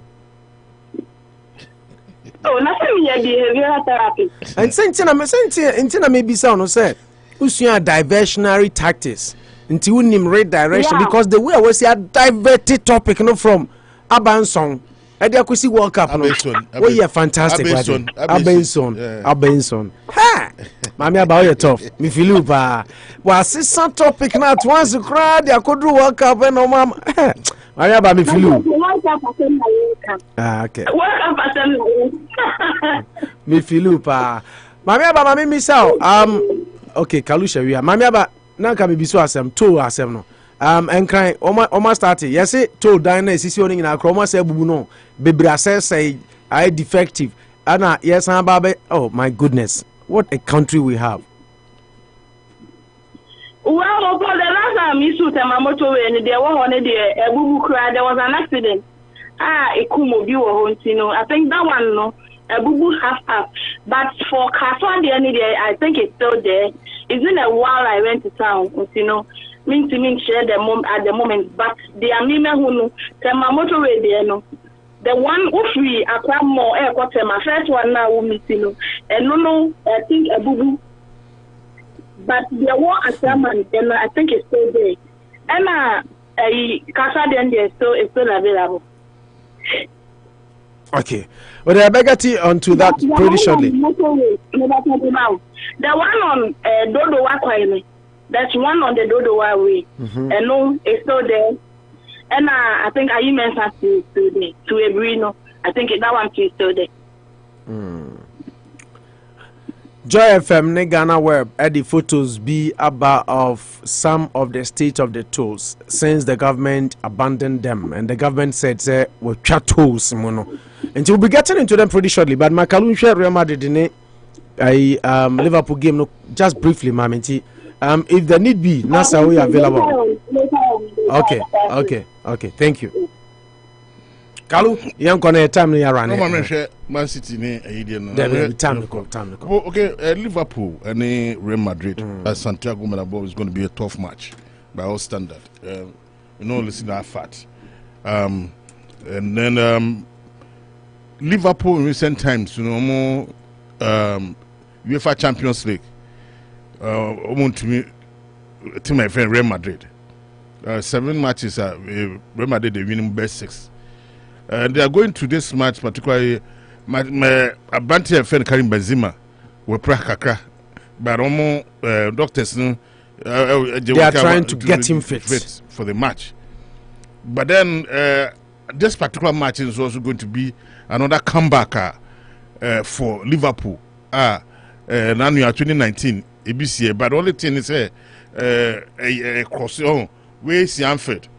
The comeback 2019 DJ Wanandoman Origi Divock Origi Origi you share Barcelona 4-0 time I Camp Nou I know we try 3-0 and if you say you know you show move 4-0 those kind. So taking this one no going to Santiago Bernabeu no we just looking at say it was a Saturday off and on, but this player of Fleet is the media Liverpool player of fantastic shape ni Cody and then Darwin Nunes. If they're able to put their ass together, things will be fine. Another player Liverpool per se maybe says the best show, but there's the score line to kick them out, you know, and my shaky kakra say if you can score them. But you were optimistic from no I'm optimistic say time the ben we am show score line no na am say me to say be 4 straight or 3 dey bet man momo but say benya 4 goal bet me from no dey I qualify here and na my dice there, but then going to Santiago Bernabeu no you sure mo da okay time na you say Banaya no you see Banaya no Liverpool you call the Israeli call show let me kick him out from the Champions League until you know na in a replica with that 2019 performance against Barcelona. Then time na Messi crowd match me the show no after the for the 4-0 no until no and be that performance be and yeah quite military say we can go and do you know one thing that we are with all the 7-up fans against Liverpool today. No, one thing that we are just putting in mind say Fabinho will have his form. What I say when a final ready man, the 2 laterals, no, it means a move forward, a bombard the opposing side, you know, with the needed missiles from left to right. Now, Kodikapo final ready, next final ready Salah, so final emoji. Then I mean, will be explosive because we share Real Madrid for more defense setup. Danny Carvajal. Antonio Rudiger and then Eder Militao. On performance, you know. And Shada also David Alaba Zopra and Shada and top notch because when they are under incessant pressure, but the only thing is these 3 ball jugglers in the middle. No, they say also a starting boy Kamavinga left, but these 3 ball jugglers in the midfield of 2 ball jugglers. Tony Cruz and then Modric. Now aboard Tochimani in the middle. On I say aboard holding midfield. No. When we find Moji now, any team bia we are Sibiano.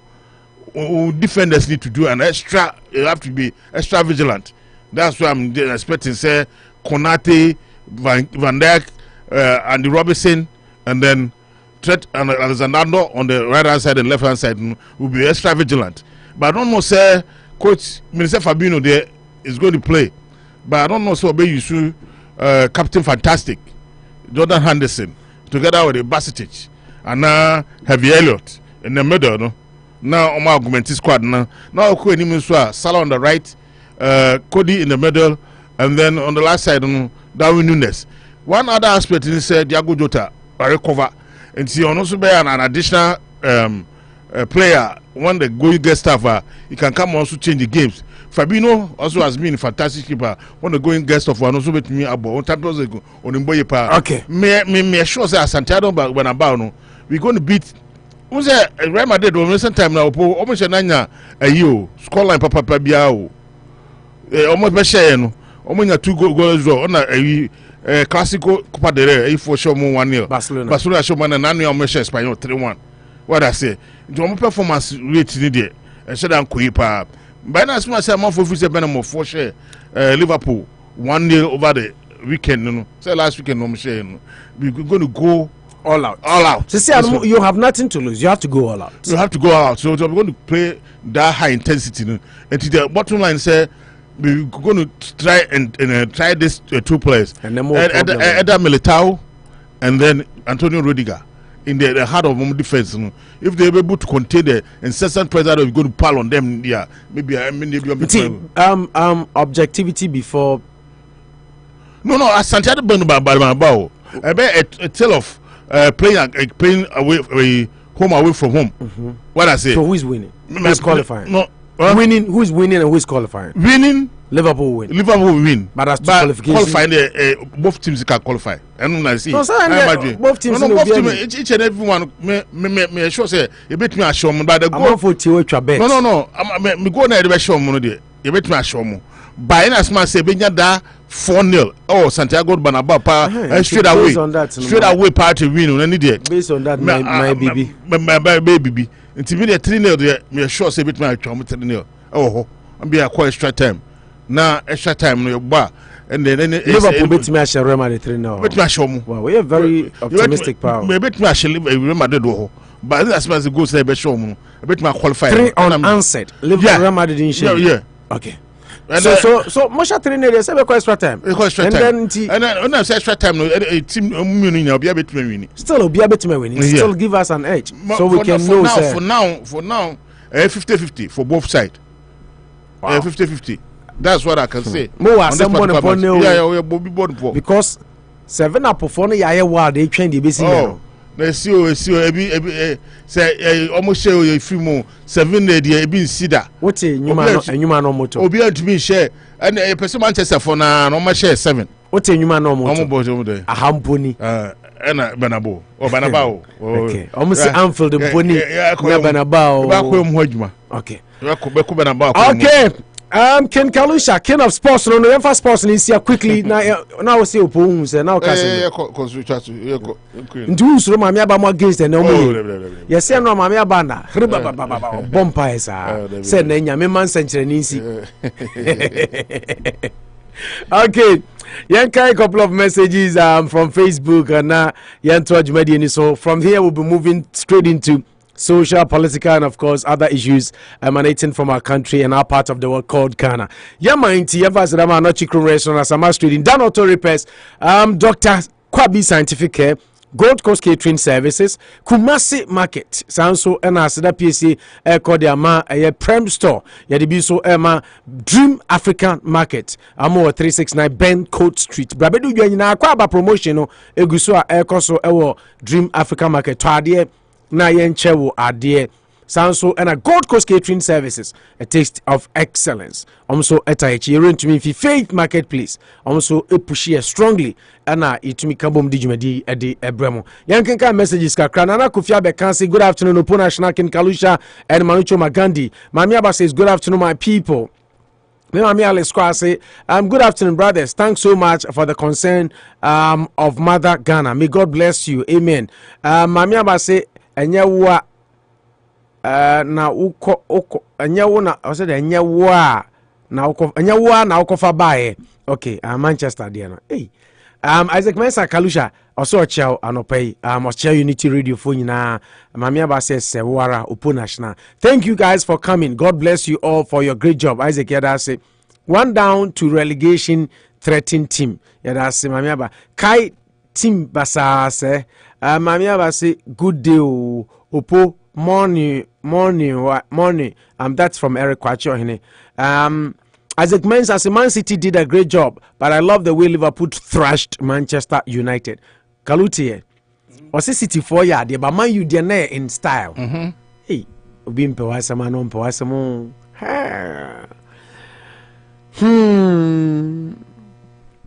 Belated congratulations, Kalusha, on the 7-0. Eric Kwacho hine. On say Eric say, hey, Eric crowd money ding.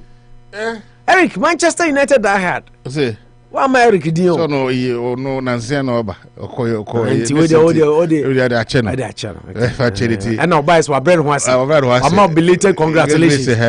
Why dey? So wa ba yi. Wa bread ho ase. Nti oroso di. Okay, Onoso ka ba yi o ko hini the 7th. Wow. Now be at the acheno boni. Hey Eric, Kalusha saw the acheno boni one more nice name. Eric Ohini the 7th. Eric Kwacho Ohini the 7th. Okay.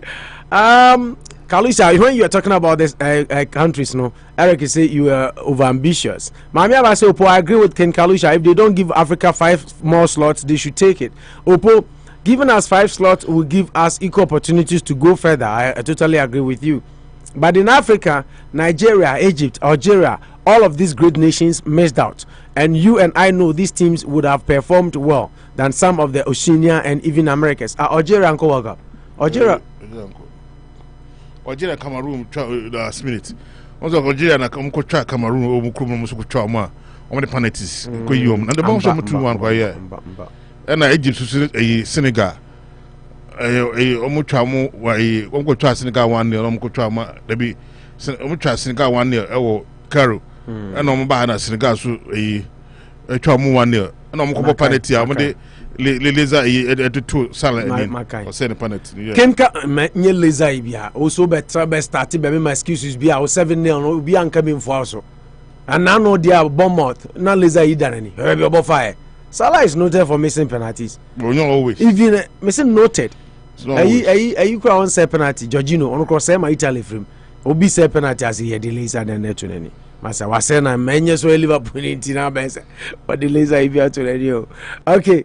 Ken Kalusha, give Opo National all the tidbits. Operation 5 slots. Europe has 14 slots. CONMEBOL has 7 slots out of 15 countries. Africa has 56 countries, and you're giving us 5 slots. So if they add 5 more, and you're bad. And no Ken Kalusha, all from Mamiaba. And then Mamiaba says if Hurricane stays at Tottenham Hotspur this season, Anka, he will be the most visionless person I have ever seen. Opo, please, how is Manucho doing? Manucho is doing fantastic. Isaac Mensah say Liverpool 4, Real Madrid 1. Over to you, Ken Kalusha. I like your vim, Ken Kalusha. Opo, it's like the radio is not working on. Are they online now? Liverpool is going to lose by 3. And Rahim Ibrahim so a warning. Also, hey, Opo National, be careful the way you talk about Manchester United. If not, I will deal with you. Kalusha, who did be now bano already? You will warning a start table. Okay, yentie way quickly. Now yen turn attention. Emra Emeshe and Sama Ekoso Ewo Yeman Ganamo. Petro so abete according to IES. By 3%, between 3 and 10%, which is quite good piece of news for Ghanaians. But before that, Tiwi, Nayem Brasisia. See, the language you use here is not technical. Because we don't think. Yeah, you learn it from a book. So the English you speak, you know, when you go to America or England, they don't, what you say don't make sense to them. Do you know that? When our big men get up, the qualitability of the globalization, about the totality of the international global relay, all that.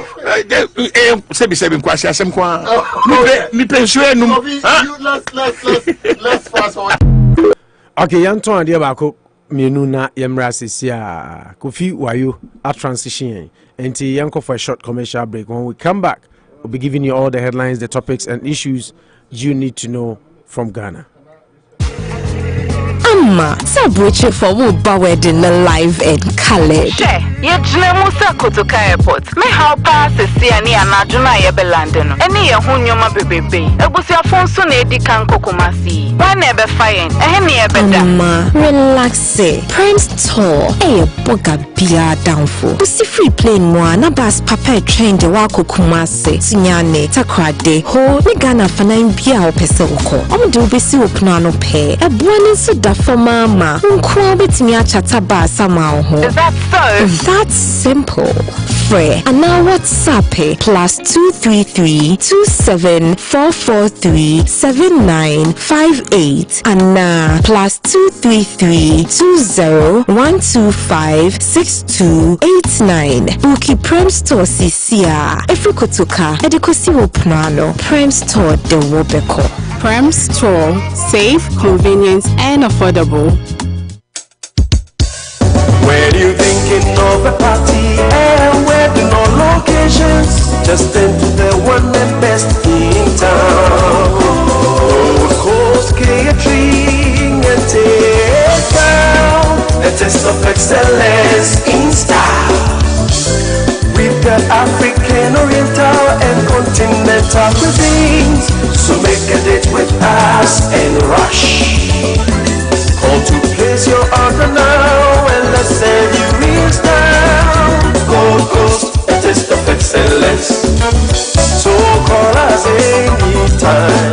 We will deliver. So make a date with us and rush. No budget is too small. Gold Coast is all you need. Gold Coast, a taste of excellence.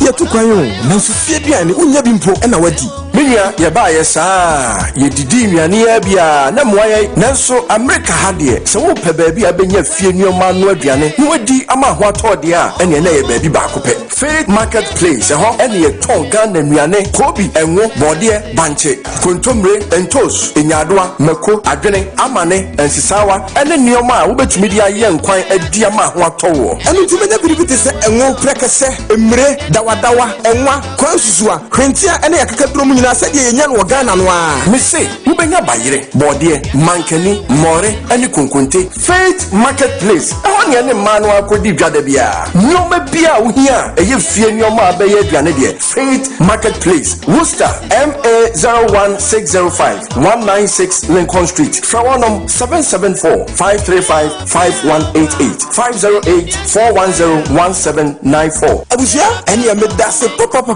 afen na me be feel say me go fie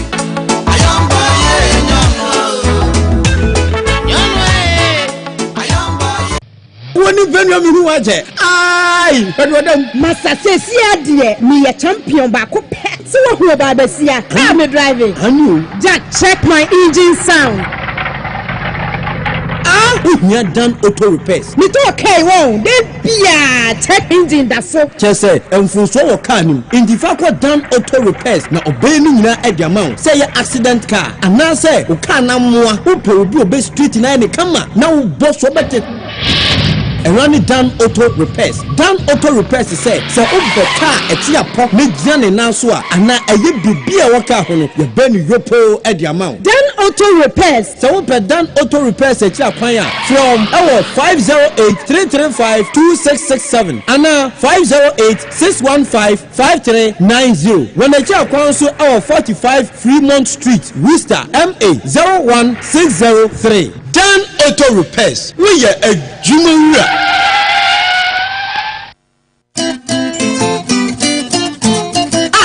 Na ope and when you so here on to sa mo dem free Ghana ba na mo ni so ai mo hyehyehye enti mo ni restaurant papa bia menya dia ne pedie wo ho woni me same de se menya fufuo anasa benku andi da krokro ano a ati se de mebu ada na no na won kama me mfa wonko Anochi Chrome African American Restaurant Anochi Chrome African American Restaurant exactly me de me pedie ne boni bia be sa amenu mu enu ti na me de wo kwa Anochi Chrome African American Restaurant na mu aduane pabi ti say fufuo banku TZ chiozavi papa bi wache red any suya a confirm abanga star dokunu ne nkyinam a ne hye papa bi so ka ho afa Ghana nsa papa bi ti say ensa fufuo eja pia betes golda star and afa club bi eyi wo benya bi atwitwa de abɔ aduane so saa ni nyina bi wo ho na wo ba ya che Anochi Chrome African American Restaurant ba ye 14 years ni na waji abasobode be se edu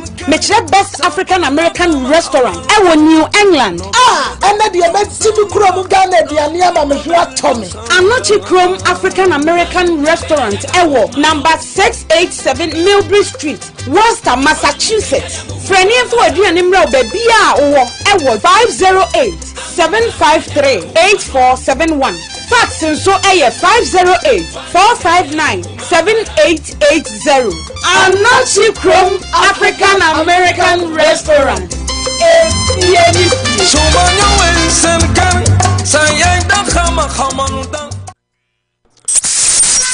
For all the latest news, sports, politics, entertainment, health, traffic, weather, and more, listen to Unity Morning with Opo National, the only morning show you need. Now. Okay, Unity Radio 1039 and Opabosu Sunabusa for Edamase.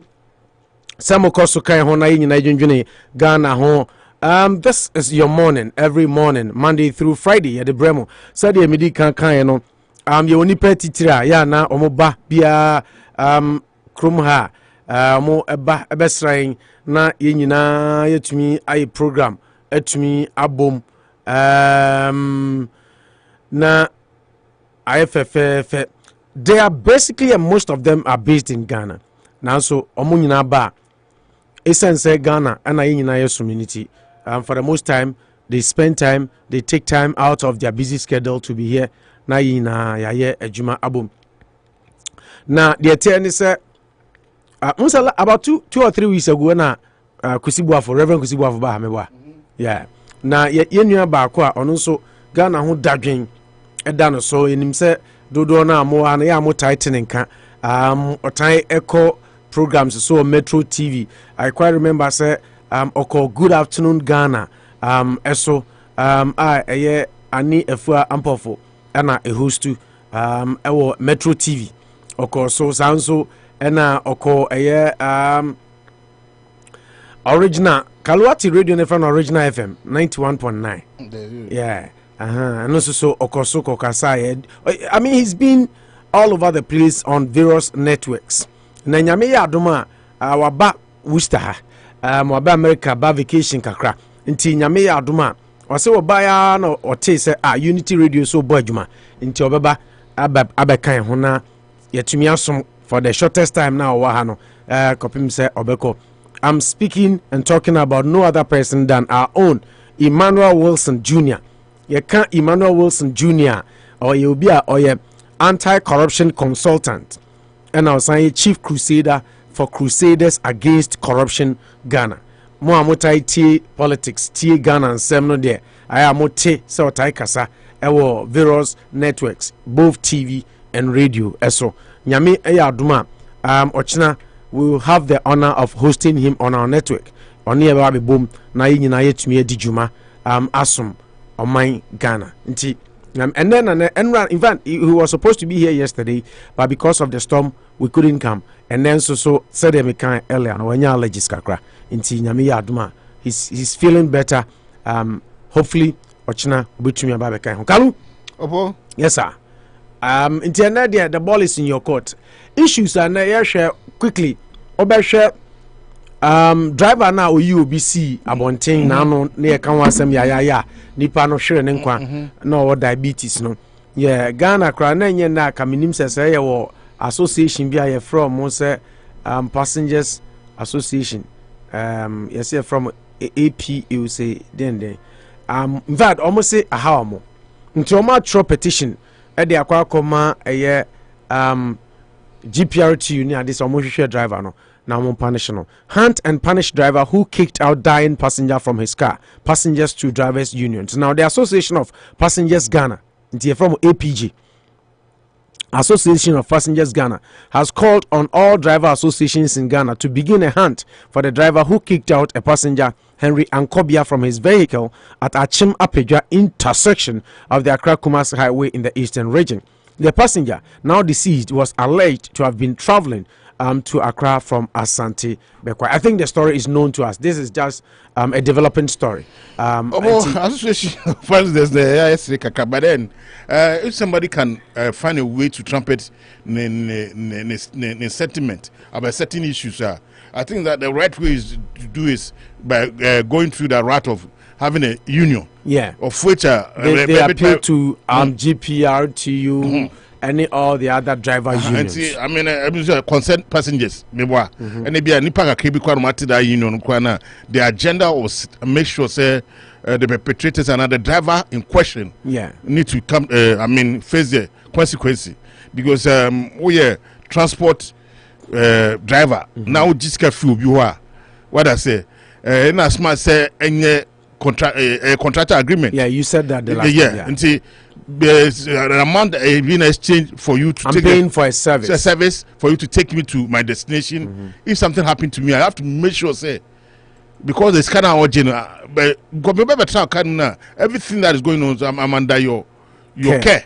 And you have to make sure say whatever happened to me, That's what we make sure say you have to take me to the nearest hospital. That's what we are saying. And the normal to serve as a deterrent, I think say step in my direction say that driver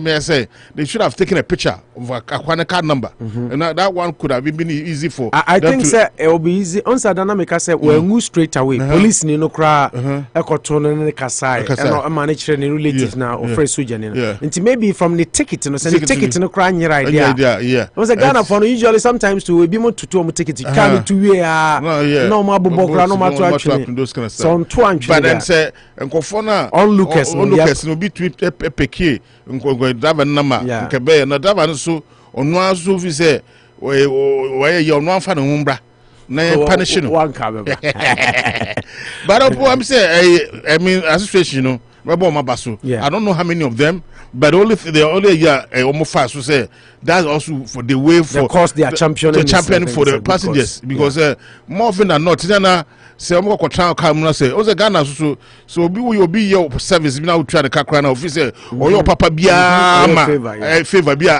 who said Kana Uchino and what you can turn can say so money boo almost custom was a Ghana drivers they don't even respect the passengers and I said customers it's this I always used to this one I say make sure to say GPRT for whoever a situation tell me almost petrol assemble by it's a trade for they can be mom and that's me abai I don't see another case as almost who say passengers in you are almost to be tomu fuel almost to be ska and to born to another pay and go uncle show more abusuafo what does it size can be on the common a car owners no so I have abusuafo size can be done omni car maintenance can you be another to petrol or to kwansuba the passengers in here more business line of business no because another line of employment no and passenger no crowd so mu bu ye party sep pa kono yare pa so yare pa na say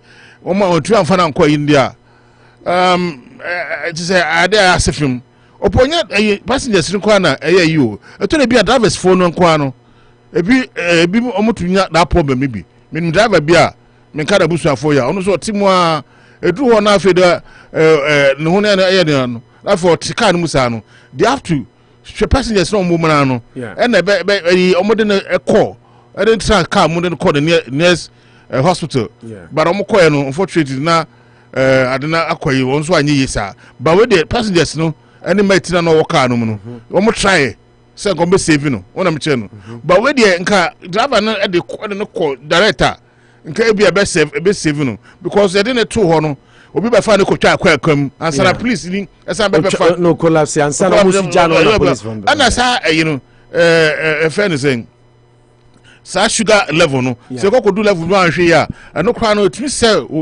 organs standard any other identity we there it's a good course so breaking news and it say ene Anas Anas Aremi Anas any Iraq in Japan NPP presidential hopeful Omuko court about Anas defamation. There's a breaking news. The breaking news is court abo Anas defamation suit against Kennedy Japan Natwego.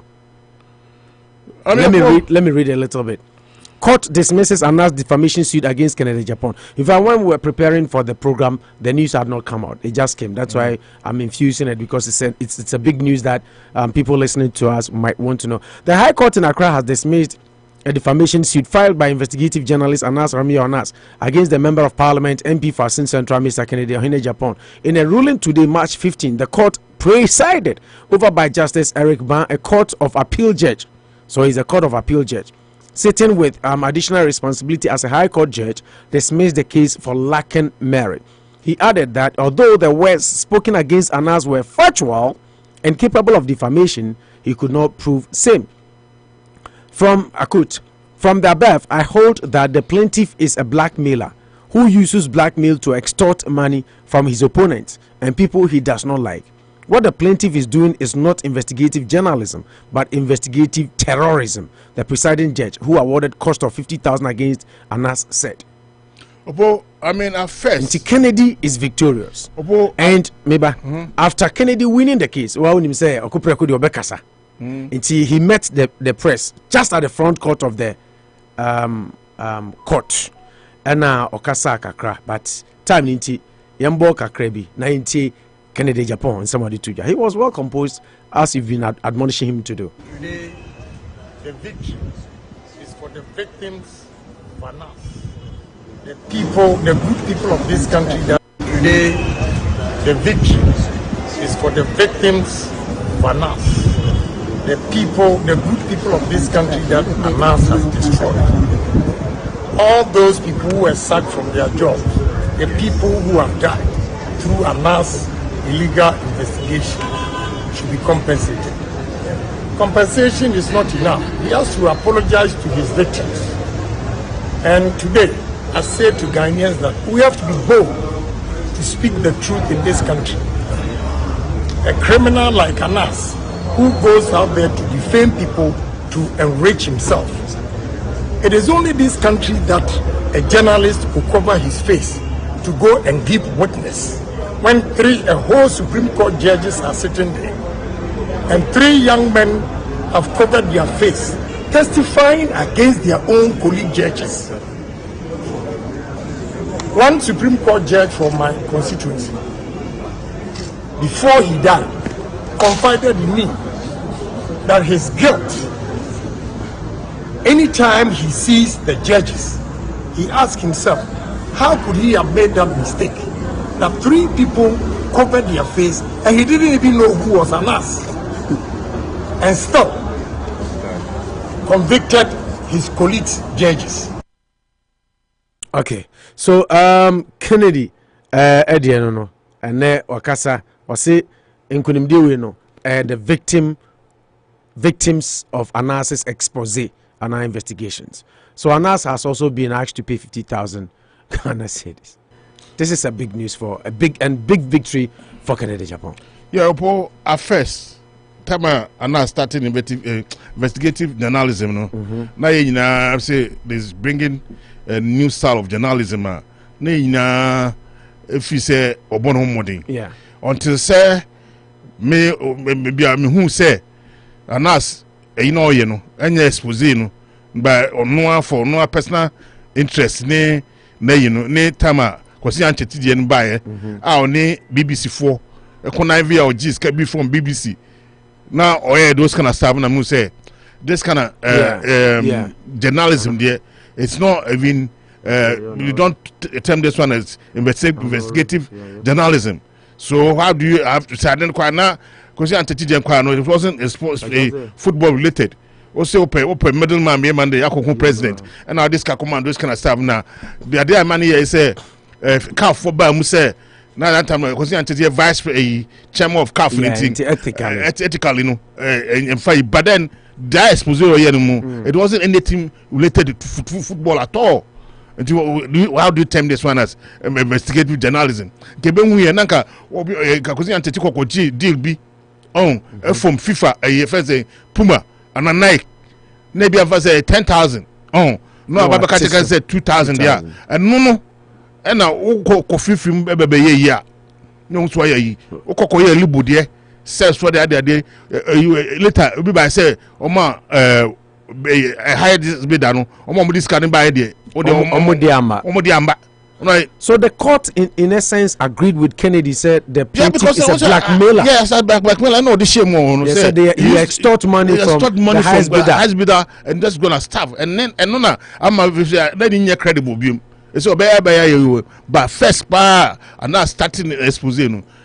Background now process over Kokoribi, but me could do and say same by na so there's no credible year as a any come because other aspect we buy say I'm for land square waji and then or he be better Kennedy Japan TV so I can say $100,000 yeah but we don't know what say no but I'm for land I'm for land square waji and Accra you no dey say you am confirm gugu Momo ayeden ya na macho for na macho for mo di me amre for Langat edo kogu am for maji because ono mo wo ntawantaba eti me fi say na judge no so in itself no so ethically na morally no ono the comfort judge be and that's implicate omo by virtue say ebi mkojije ndwan ebi mkojije mponchi ebi mkojije body anybody those kind of stuff and also in terms of omo be say person omo ye first omo put first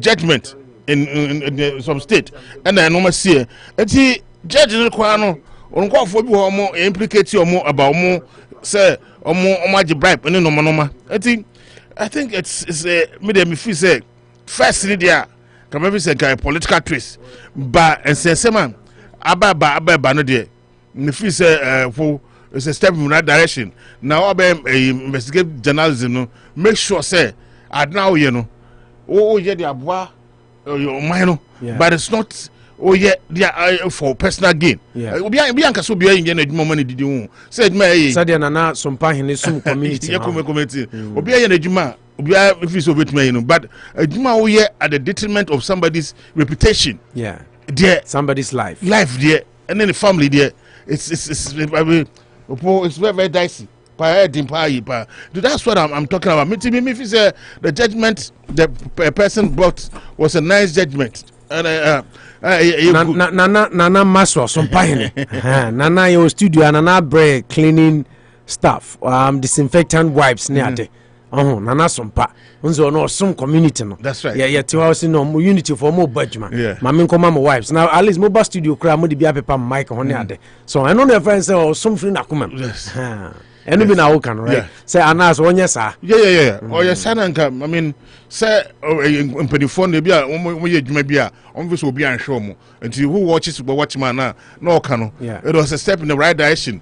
But then who watches to watch you can no man no ye no na man for bebre ehu say akwan of us no was the best akwan and I say what was the best akwan and I say was it the kwan enye enti me dey me feel say the judgment that was come out papa no ayenie because ebe man kwan ma omo a on person investigate journalism no almost some the no matter to ma kwam say omo kwakwa ade na ma be ko jiska this kind of stuff where anas ebe me tie or the same investigate journalism nyanya ho twom na mka be bakwa na me say dwane say ofi say wo ye enoma bia ebe ye be bo man na why don't you even do the thing together with say Joy FM Ghana TV and prominent TV stations and media stations run would there ubomodian the call BBC now BBC for so a percentage be about what they are airing there. Let's say this is not investigative journalism, this is selling a video to other Mbaphobia or more baby no so when your home fast so and no and me the enkoye say on the BBC crying you know kwa na me there try me soon because say papa dey ade a ye dey because okoko pusa Ghana tantantan awabontin. That is what I was saying. Say corruption e be America, e be Britain for me call corruption more. Even if you want us to eradicate or reduce corruption, investigative piece new year nanka de obe ni say obebo modern say obefre all the stakeholders in the country. Now they are tormenting him. Then we find a way to curb it. But the BBC now are translating into one languages. Over 70 countries over 72 share. Now I say the Ghana deja debia to abanti. But Ghana is not the only country corruption. Even though no, until could you imagine say CNN and also be US now or you investigate journalism no they Ghana or they come Ghana for say Ghana for America now him say CNN for now the back mom and no CNN no krano CNN on him say CNN or CNN International they show hananya no na Ghana for sure sanity now who the akokwe and I say you come BBC so opoye mamo maniskao. No, what sort of investigative journalism? We don't see me selling a video for your personal gains. That's what he was doing. Okay. But then at first in the now the politicians and your mundo mano now koye until quite an offer in the now expose your man papa but expose a copy fede or Gigi Assassin $100 in that no opo me the one there and koya mame until one there me feel say judgment here by idea. mene judge no 100%. Okay, nti Canada Japan winning over Anas Aremia Anas. I think say a big step, especially we share Ahmed Swale wuo no nse saa nneɛma na nenam so ama ye ka se Kennedy kura na ekuma me ka se na nka oba ha na nanom kura invite Kennedy ma mayor kura ka se because of what is going on controversy nti on to me my program na say eventually the program got cancelled dente Kennedy image kakra ne ade. So I think say this victory is a big one for him on personal level and some to the victims first there ngameka say first there ngameka say ebianka wo be political twist but no man abba money there me say judgment so mama dey docket any evidence any Anas and to me improve otherwise but Kennedy and small kind so amount for say waji those kind of stuff and if you ma Kennedy say because say omo e bi oji omo $100,000 no nyano obetuma nyankofo ni bi amamo dey tapes or they because so okay. That is the breaking news. Canada Japan has just won one. But Emfa news we from Abusuafo say utie na no pa ya. Waka no ho biem. Na na so mpa hene maso say Emfa fidie so fanto Wustafo nyina nim say Central Vaccine Clinic baso eno no say nyame adoma Monday March and date is 15, right? Until Monday bay, adwada bay. 20th. Ena dwumadi no baso ewo na na so mpa hene hall ho 870 Main Street. Na wa ungo vaccine ni bibia no COVID-19 and a flu vaccine. Ni nyina any type of vaccine bia ungo bibia no Central Clinic Vaccine Clinic eba ho free it will be amra na omra emewo bi se unya vaccine unya flu shot bibia abra we akwenya bi amra na me akra meba ho bi na omra me won vaccine kama na bibia nkoso na I was set to register. Yeah, I was set to register. I was say COVID-19 and flu vaccine no for 6 months and up. Unse akwadade untumi enwo. Just say wadi posumi nsia ekono. Any type of vaccine bia eti eno ede no. Nti sa ope bibia information bia further details bia betumi afre na some pine then the number there obi anim. Ena obanso a $75 gift card for every patient and every person. Abe vaccine bibia $75 gift card. Na ye the amount. Brabe vaccine free. Now what will be that? What training na? What booster? No, so I'll booster ni there because you can't double vaccinate. Yes, $75. Say a booster be o obi bo booster. So what 1-2 now bo booster there. Between akobo booster. Na booster there what say? Booster say one. Okay. Booster shot new one. But say what name ensa what 1-2 no san booster there. There's no need. If you are not flu shot now go there. Which me I call flu shot. But yes 75 ninety now dem Ghana. Now no appointment is required. Just walk in. And Anochi Chrome will also be serving free lunch. Hey, free lunch. And free government phones. And so because omo anana low income anaso obia I say free government phones. And free groceries will be distributed. So the day is very big. All free vaccine, both COVID and I say flu shot.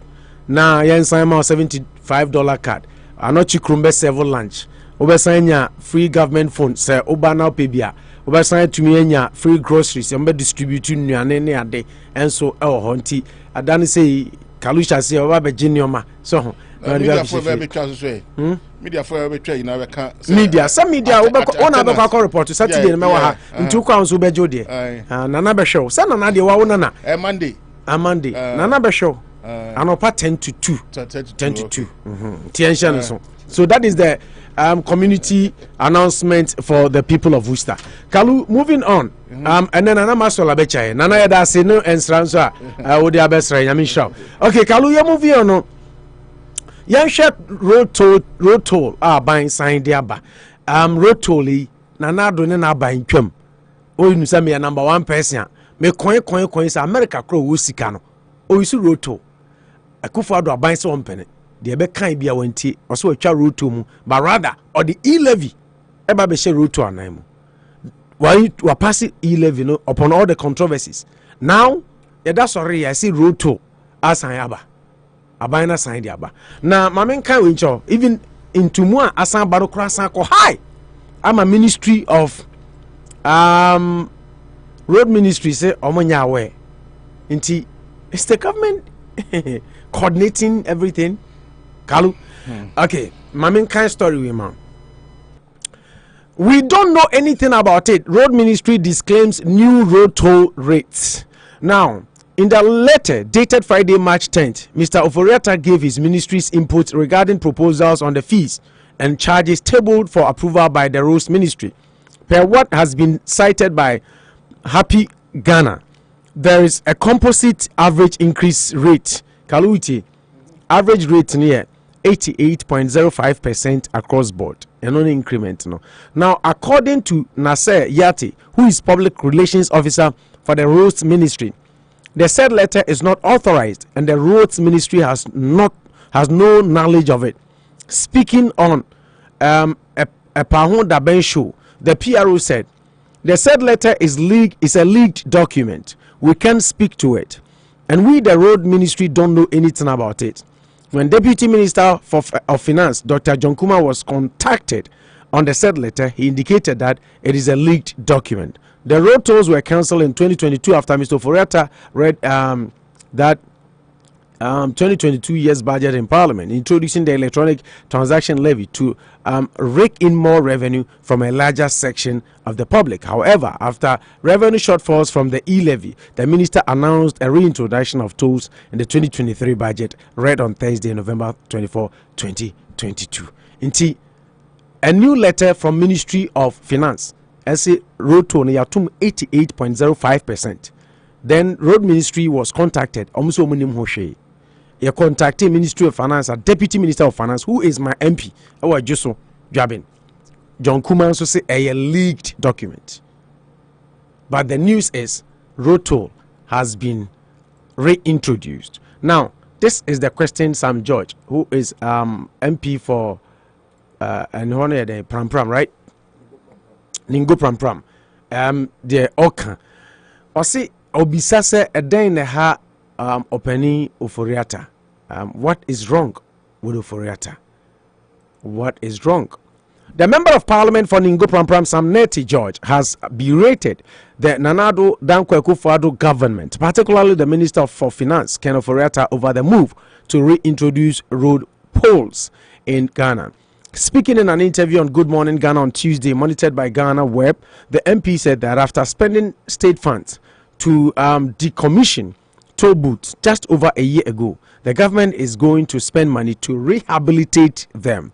He added that the government seems to be planning daily to come up with measures that will make life unbearable for Ghanaians. And I quote him: "Are we moving forward or backwards? What kind of people are we? What kind of people are leading this country? The finance minister. What is wrong with him? They spend more to decommission some of the toll booths. They deprive us of at least 72 million Ghana cedis every year. Now we are going to spend money to rehabilitate the toll booths again. Now we are going to pay more tolls as citizens. What crime have we committed? Even when God was hungry with the people of Israel in the Bible, he didn't give them a king so wicked. What is this? It looks like they sit down and plan on how to punish Ghanaians. What can we do to make life more unbearable for them?" End of quote. Sam George was quoted as saying on Good Morning Ghana. And Anope Intikalu that they were introducing the e-levy because they had removed road tolls.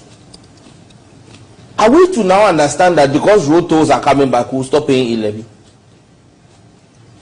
Then I think that is a question we must be legitimately asking and demanding proper answers.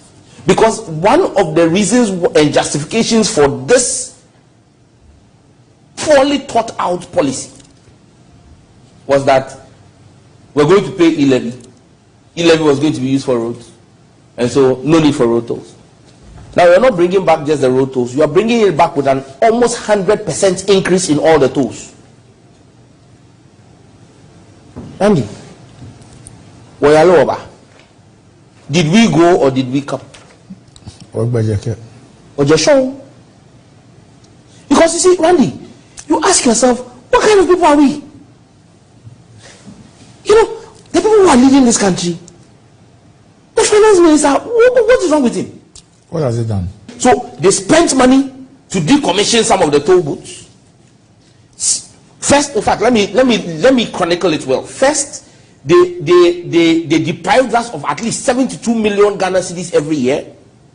Then they spent money to decommission the toll booths. Now we are going to have to spend money to rehabilitate the toll booths. Now we are going to pay more as citizens. Randy, why? Why?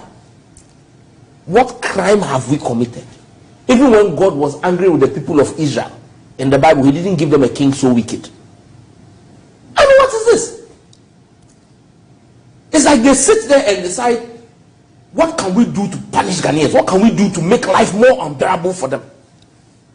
And we kept warning them. You see, Randy, when people wake up and say the minority is not doing his job, we warned them about this. We told them that this thing was not tenable. Sly and his colleagues, they sat there, bellowing, like big clocks on a tower in a European city. It is not unfortunate. Okay, Sam George, Ningo Pram, NDC MP, and now it is Okasano, Efa Eho. And if I Kalu, Nana saying Okasa Boa Baipa, a former NDC Deputy Secretary, Koko Idoho, but a ne Kokubofu, or say reintroduction of road tolls. Why did government scrap road tolls? Now, Samuel Kokoido, a former Deputy General Secretary of the NDC, has criticized the government over the brouhaha surrounding the reintroduction of the road tolls. Now, let me go straight and quote Koku when he was talking. Honestly, I never understood and still don't understand why the government scrapped road tolls. Like I'm sitting here too. Nobody ever complained about road tolls. We are complaining about other issues because we know that we need to be responsible for maintaining our roads. Part of the tweet read. Na Kalu Koku Aindoho and so Edie Enono. Now talking about road tolls, what makes the situation so ununderstandable is the fact that before Nanado any Baumia, Kalu, are you with me? Eba Baimono. Omo promise especially Baumia say Ghana krano eni say bobisia ye kwan. We don't have to even borrow to do our roads. Rather no ye to a kwan so a ye de beye ya kwan nyina. Menim say okay sa teaser we ya taibo pa. We don't have to borrow money from anywhere. Just toll the various sections of the road and we'll raise the money to do the roads in Ghana. This was when Baumia was campaigning to become the second in command because he was campaigning for Nanado. Kaluja, Mami Mrauso, the reintroduction of the road toll. Your take? I think it's a step in the right direction. In the sense, the country is in a turmoil. And then, the essence of the e-levy was just to spread the, the tax net. To bring taxation to everyone that is in there, but then for me, I think the education about the e-levy did not come out well, and it's that hindrance because they should have taken their time and explain the process very well. What I'm introducing is a step in the right direction because when I was in New York. When you are going from New York to New Jersey, it's about 45 minutes drive. What I say, and so tools walk on and easy. That same tools so now I'm using. But the implementation, that is my problem. We don't need the boots. Ghana was now. We don't need the boots.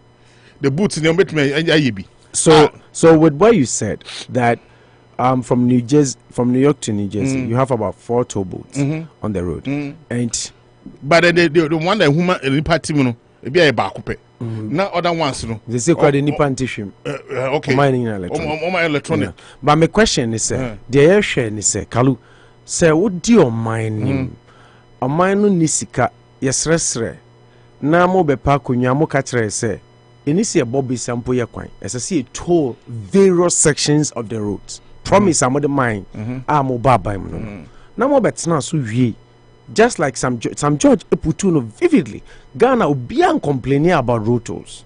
The only thing now man for complaining say na yenya no dodo because traffic no na massive. Road toll back ha just like you're saying say ha bear for no. Road toll back ha bones a traffic tin traffic. Omo ade back ma traffic ni ba say. I mean you me question no be obeti ase. No crowd e betum but me point ni say America almighty America cry egi road toll. So number one, okay, so any problem? I mean, it's your personal opinion. I respect that. But then I'm about buying team to one which free. That is first question. So even if you want to introduce e-levy, now say office a tax net, now person why dinner. Told them, me na naberwa or tell Kurasia on Yusukano. Road tolls are meant to be paid by road users everywhere in the world. This present government and they say there's no coordination between the president and the ministers. And even the finance minister, because they taking the road toll from Ayukrano, it should have come from the mouth of the finance minister. But then the finance minister and the free buy. Minister of finance, John Kuma. Me kase time mo kase mo scrap the road toll no. Enya you minister of finance no kan you. No kan the minister of road and transport. Ono ko jam be because say we road to a few. Yeah. We don't do stuff like that. You should have given the what do you call it? No, that was in the budget. Well, now budget cooking kind. No. And so now read the budget, you know. Yeah, but but you shouldn't have even come from the mouth of the affairs. The road for the instance. Me na opo dem me can say. Makalun, I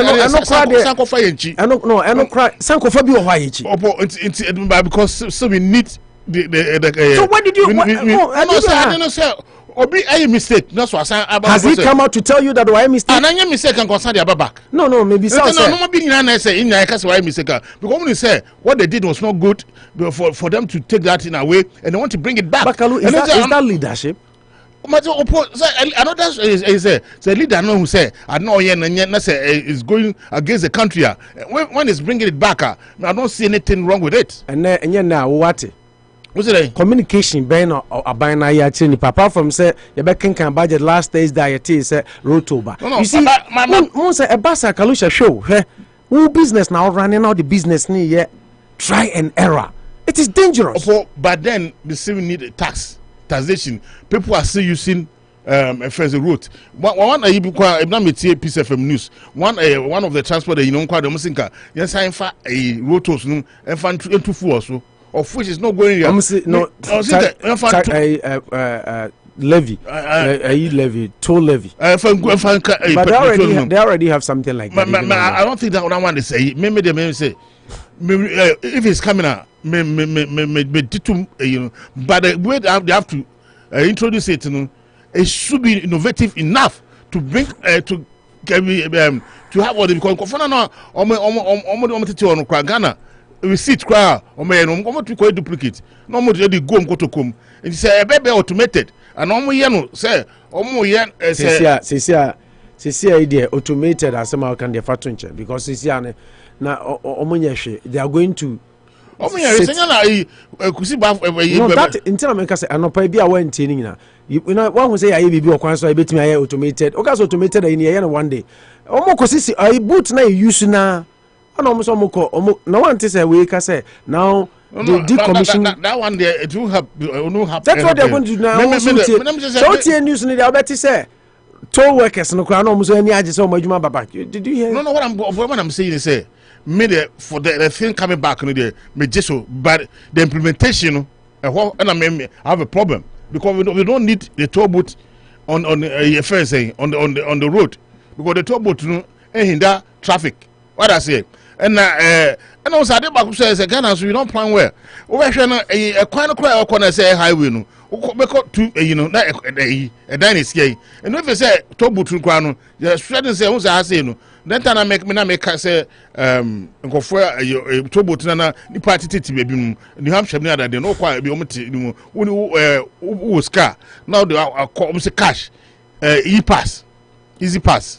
What I say? To easy pass we do one more film now I read it now cut film only a year easy pass in here you just have to go to that no our could delay no to and to more easy pass no say mo so and the traffic back say sa to nanim and no be na that innovative idea near here so major roads say maybe say keep close to Kaswa and no say that I'm on say iba ha no kusibu afu ba ene ne kasa no okay said they were going to bring toll back but in a different format but they're having is say ya the way I run your mind no Ghana be crumble I mean Ghana be crumble I say try and error because in the first place you wrote on everyone Aman for Kasa ya say why are you taking road away every country on this planet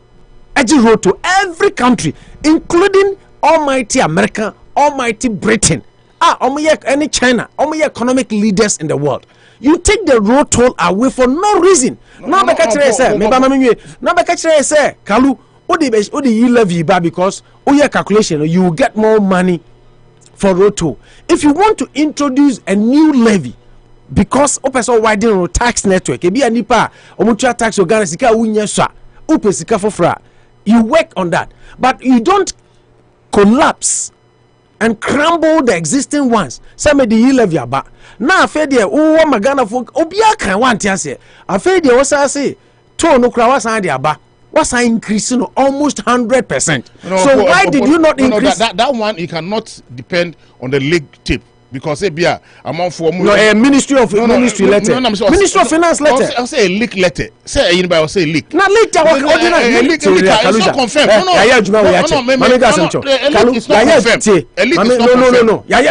No. Minister has been documented. Say it's confirmed. Say you're going to pay it.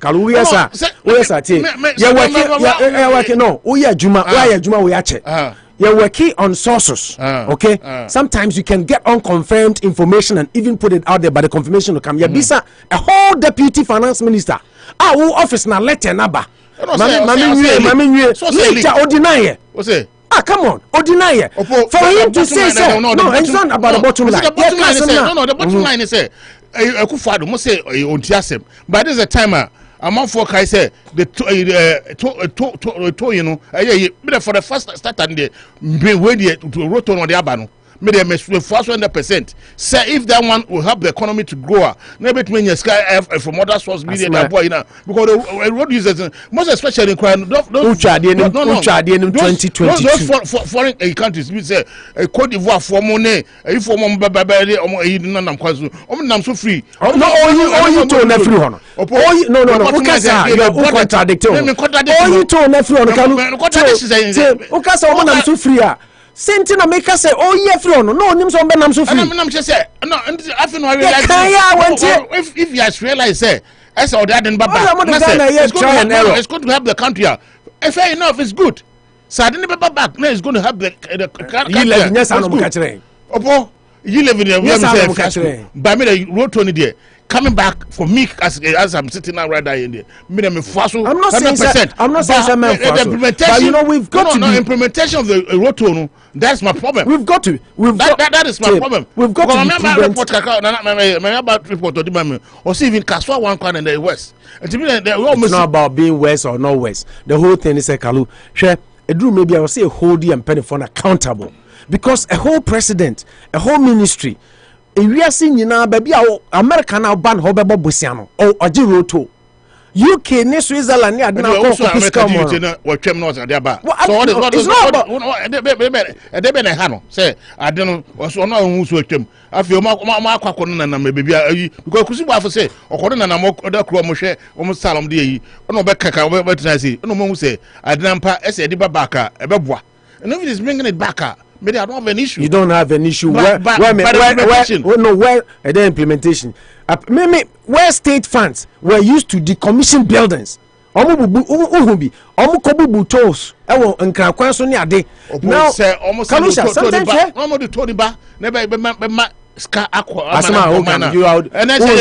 from only one angle. Who president? Who lead the country? As I saw running Ghana to say wow business, Okalu. This is all running Ghana to so business. I say, I'm going to Ghana yet try and error. What they are saying is, what to Romania Banahuiana? What's the road to nom there? So what is the essence of the right side? The question is why I say road to Masane back na hunya. It is so your leader. Maybe so. No, I'm say hunya. I can say hunya. I don't know. Who your leader? Who your leader? You own a run business. What for no. You can't. Let me talk. Let me ask the question. I have to talk.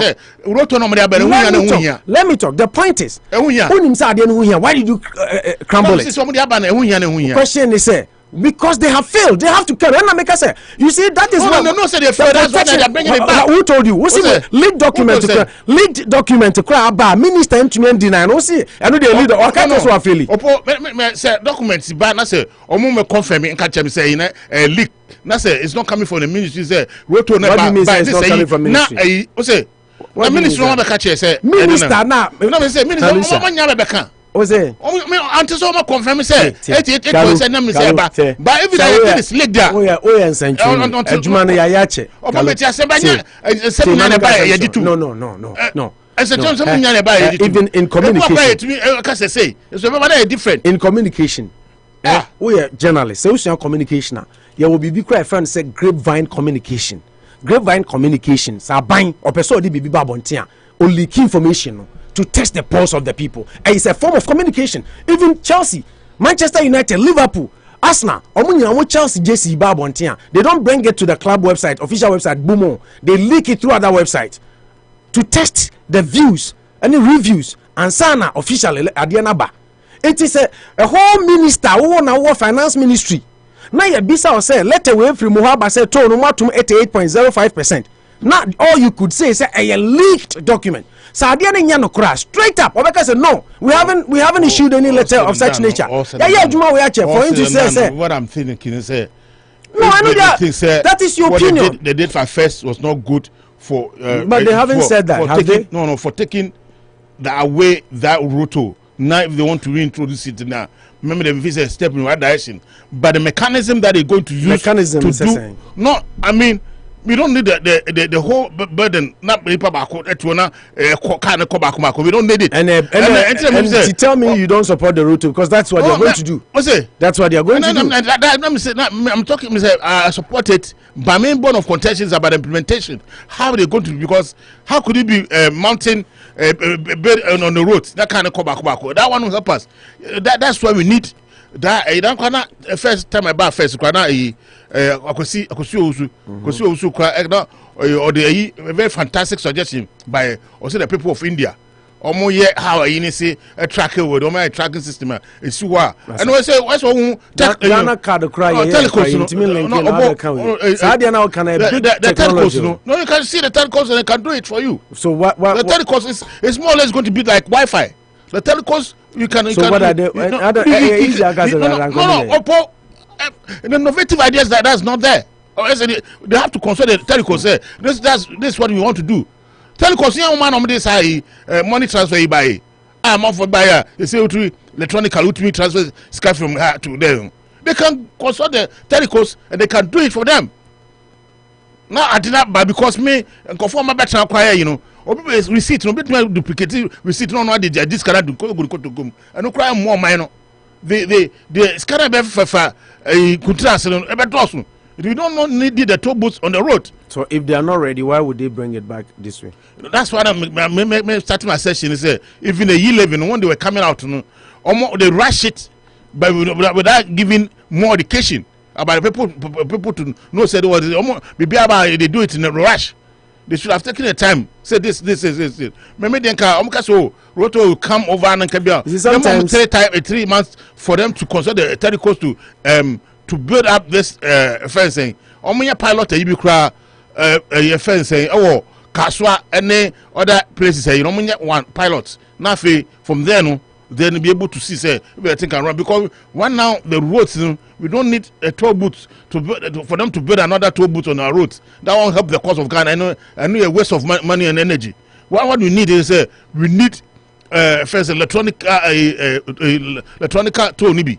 Let's say I said you know we try my part natural. So one transfer so now nibia now a chop picture now they let our brother yes you no be na police station I police no ya chiw na say won tria you hu a unam kwan na say police station oko too far because ade no grant me nya bi na Ghana no ha na be chiw we see o use too advanced technology for Ghana they are advanced technologies no Ghana they are okay Ghana police but I say so omo the system ya ba no omo the check over speeding no say radar no mo gina kwan so maybe radar ebi okwa na omo the yes baby nti kwa twam na obi ho no monitor Ghana hiva but me say Ghana say me be away na me kwa makofo na me say Accra because we call Ghana now all they do and Accra road Kumasi Accra road no mo gina ho odu kwan ma no mo dey say that's what they do me hu ba bia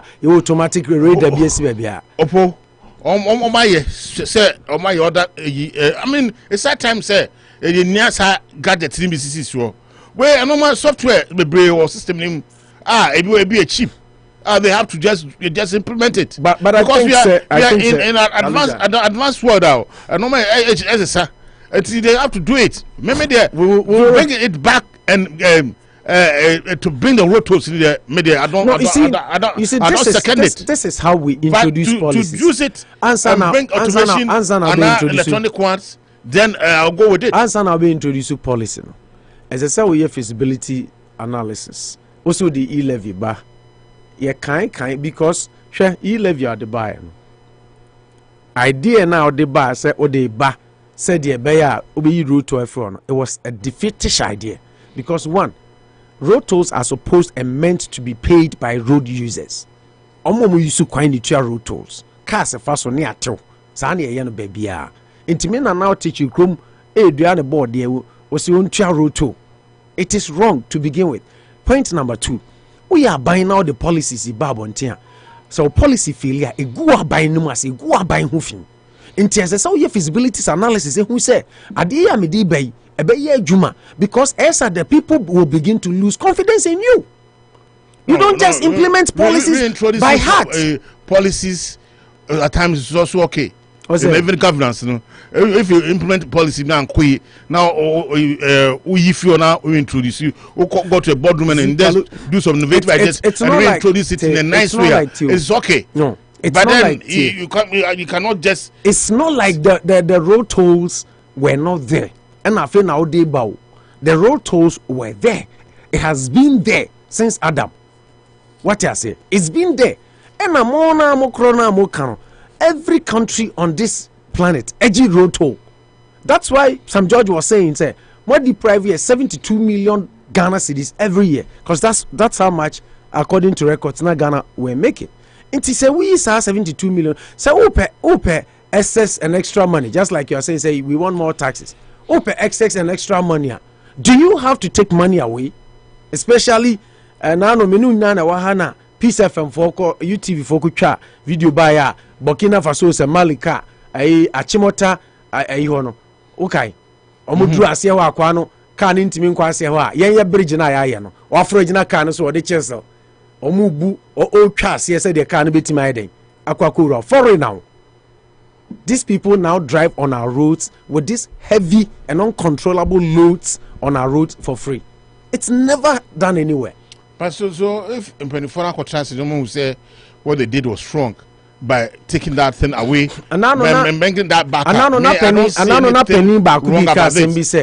what is wrong with this government? And he said, you see, you're making a fine point. Some organize a press conference, talk to the people. Neka se Ghana for yayem from so. Okay? Yayem from so. Adiena ye free ona moka say ma yenyi na ye no. In our own estimation, ne feel say yedi we ni ba no be say. But I think say yanye adieni yayem from so. Timofan chain. We are bringing the rule. Communicate to the people. As to say, that's why some judge is saying say as omo na wa mo say yemfa adie na Ghana for so far. Sometimes ye levy amode buy was as a result of the road tolls. So now road tolls is going to go higher. I wasn't letting you leaked. Once the finance minister couldn't deny letting from it will come into existence. Now he live in so say in my session, say the e-levy was not meant for only FSA roto. It was meant for different stuff. When I hear Akufo-Addo say we change politics. This is what the minister because of roto. Yes. When Parliament. The e-levy was meant to broaden the horizon of the our taxation. Now a messing for any first capital. No, I know the women and make say they can find other ways of widening our tax network. That's what I think. Say you live in Kwabe, you can bring those people on tax on board. No. You live, that's what you levy will never bring me in for to pay tax. How? No, the system on say when you are Scabi Equacomobia, in a sense, say, we want to pay the amount to you don't pay it cash, you pay it electronically. So if the mason or carpenter is doing it, if you also want to send it to another, and that's where the taxation will come on the amount that they be transferred, and no. But I don't think say the first saying the only roto until I'm calling levy. I said a failure. I don't think say that was the answer letter back on by the say leaked. But now what the minister told us, so you don't think the rationale behind say God bless you. A whole bunch of I say now it's because of roto they leave, and then now Mambo no mubi. But is that not what the minister said? No, they didn't say it. They didn't say it. Obviously they want to Kalusha, don't. Obviously they didn't say it. Like I said, one can say they only wrote a FS rotos in Quatina or me a levy. What saying? What I understand about the no. Don't say what you understand. What you heard. Okay, I must say it want to broaden or spread out our taxes system. That's what is the system. University, the essence of the levy. Research. Just bring it on board. Say. But say what they're bringing on board. Say what was the basis of the levy? Kalu. No. What was the basis of the levy? Kalu. Yet to show you so there story okay. I have it on my phone. That story okay.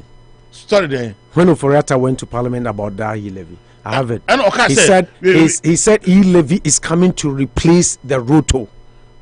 What? That is what the minister said. Wow. E-levy. Everybody is aware. Now a whole member of Parliament. What I heard and say or say the roto. The e-levy is going to help us to have a lot of tax in our tax system because a whole bunch of people no mean tax, But for him to go to Parliament, the man say or Parliament can say e-levy.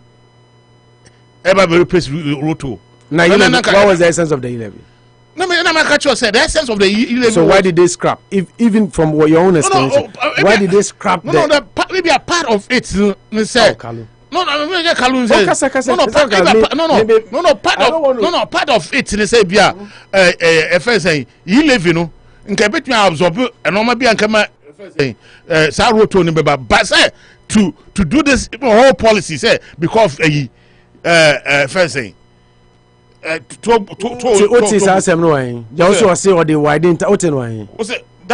what they said it. When they say he was speaking on the floor of Parliament. Also, I don't know. Sorry, sir, me buy interpretation of the e-levy. I'm all for a kind. That's what I heard. What I'm saying is, I want you to tell me, sir, the policy was e-levy was not purposely meant for only toll. That was not the intent. That's what I want to put out across to say. It was never meant for. He said because of FSA. And then omoti abenya nkoma bonga munya ese ye yo mufeso. Who by ye levy. Now they are koyi roto for what? It was to be a part of it. You know, movie say omu ye yin free wa. Ye levy to yin free wa. E bia ka ye levy betu absorb to no. And that's why I call it fiasco. But I don't think say to do this policy now I can say because of FSA to until me ye free so what? And then Kakufado I buy the kwa bon cry say go in the cry o mo try ba you move free so I don't think that it could be said it was a part and parcel of it, but not that was not the rationale behind the levy. I don't think the road tolls now there was essence to broaden the tax net was the intent, and then the road toll was a part of it, and then they decided to take it away, and not maybe ankoye, but say to say vividly say road toll. They represent a levy, they represent road. And then come on, bon papa, obo, come on, bon papa. Ah, come on, Ghana for no, come on, you know, my bon, your mama share economy that I don't call, they don't know what they are doing. If that was the intent of the India and Caribbean medium, bon papa. Okay, well, maybe. Unity Radio 1039. I don't want us to go further. Oh, yes, I'll say the audio because that's an attacking. You will show us. I opened the stories, but I don't want to go back to them. Oh, yeah, no, there be so. See one. Me can remember was one cancer. What's one cancer? Messi man to say or cassette. We are fighting. We don't have to attack. If we've done the research and then what you are saying is a writer, just read for a listener to know. I will accept. What I'm saying is I'm here. We are educating. No, so until maybe say, are you the one explaining or interpreting the policy for the government, or you understand or what the minister said? The intent of levy was not purposely or mainly for tolls. It was for something different. Now, maybe the toll was a part of it, but was not entirely. And if they say entirely, they are say you want to replace levy by toll. Now then other taxes now for for them you know whether you see the roads. That was not you know that is the reason here people were against the levy. But you can not say a quite high discussions with me, you, Manucho. We held these discussions here. Now, me say we discuss it, but to my understanding, the roto was not merely for. In fact, the levy was not merely for a toll. And the son of Mama catch idea and I said, "Oh, my boy, I don't know my bone." No. How could it be? Because I didn't think they can say, "I don't know any idea." They come to replace now. I didn't know. Because of first 100, they not tax at the first 10 and tax it. No. We are going to the mood. We think my bone. I'm saying, "I don't know my bone." No, how could it be using na sakofona omoti efie na omo transaction na 1,080 you know because photo until omo that transaction na. If you getting some information be a bit more boy, just put it on board for us to understand and move forward. It's an education. Saying I mean somebody be replaced. You see some man I don't think say that was not behind the right behind say only replace. I mean, say it was a part of it, but not entirely. Say and then the makers and the shakers of the even if you are on this day, you buy or your story be or do I say Vim ladies that time Fiapokuya was in total support of the whole thing, and also Fiapokuya has labeled replacing road tolls with e-levy as a smart move by the government of Ghana. Finance Minister Honorable Ken Ofori-Atta, while reading the 2022 budget, indicated that the government plans to remove road tolls and replace them with the e-levy. This is what Ofori-Atta read in Parliament. Amikacho said, BBC cry. They said they were removing road tolls and they were replacing road tolls with e-levy. Road toll with e-levy, replacing it with e-levy. E-levy. That's what Ofori-Atta told us. What sort of policy was that? I'll bring the audio here and play it. Now, what to be? No, because maybe I don't think, sir, a whole country now, person brought in tax system. You just want to just now. Why do you no? Kalusha, what's my okay? So, brought in a tax network. Roto no order. Why do you have to cut it off? So, expanded money. You need more money. Roto has been there. Anything America initially say Roto was since Adam. You never to a roto order. Or maybe a roto. And it's a revenue no you low. Not per extra revenue. Now the e-levy bar. Why do you have to cut roto off? That's the point. It is for me, if you was to widen tax network, if you want more revenue, why do you take the existing ones out? For you to replace e-levy, whole e-levy with roto, and that was the essence of bringing e-levy, and that was a fiasco. That was that. I mean, this idea no, maybe to where I can agree with you. Say, said as I said, no much e-levy num ye. Emma nipa ti ase subscriber no omo anya ne sa maybe and minority so sorry TIA any ade, so that might have contributed because of roto no almost scrap and a lot of people were not in support. That came with the but so what the electronic levy bar electronic levy no could be on its own to and so on a baby. So also pay extra money. That could have been. In Tina make a choice say, the way by be replace because say the word should not be replaced. Why did you take it? The word should not be replaced. It should be part of the e-levy. That's why they have brought this back because the e-levy didn't work as they thought it would. That's why they are bringing the toll back. Once a kusibu of bar and make a chance say, roto no my year from the babaka many beji. But there again. So when obisam se maniaja onza obisam se maniaja na se maniji na menyu ana me chirima be see point say what say adina modi commission dana yes ni bi nti se modi beba kra say the wo kan ese say eye eba in a different way. What did I mention say ese say eye no electronic so that amount for emphasis kan ngombo to moti say na kusibu of better o ka say omo ana omo eye you know omo tete ojeje no sisi dying because the money was going into their pocket. No, even now that you are bringing it back and in the same way. That's not going because even the receipt now,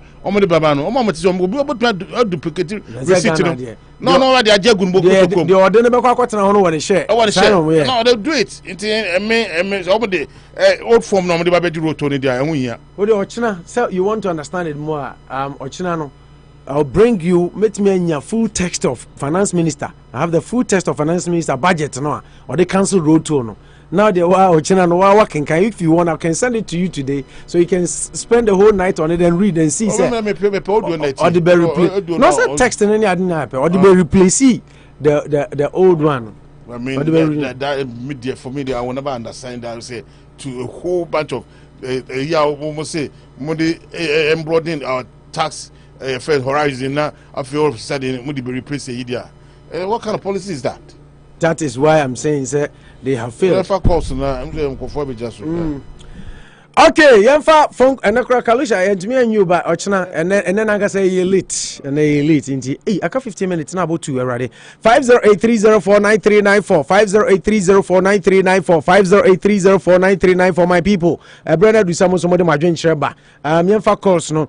We can kind 1 or 2 messages. Isaac Mensah said there must be a reason why the road tolls were cancelled.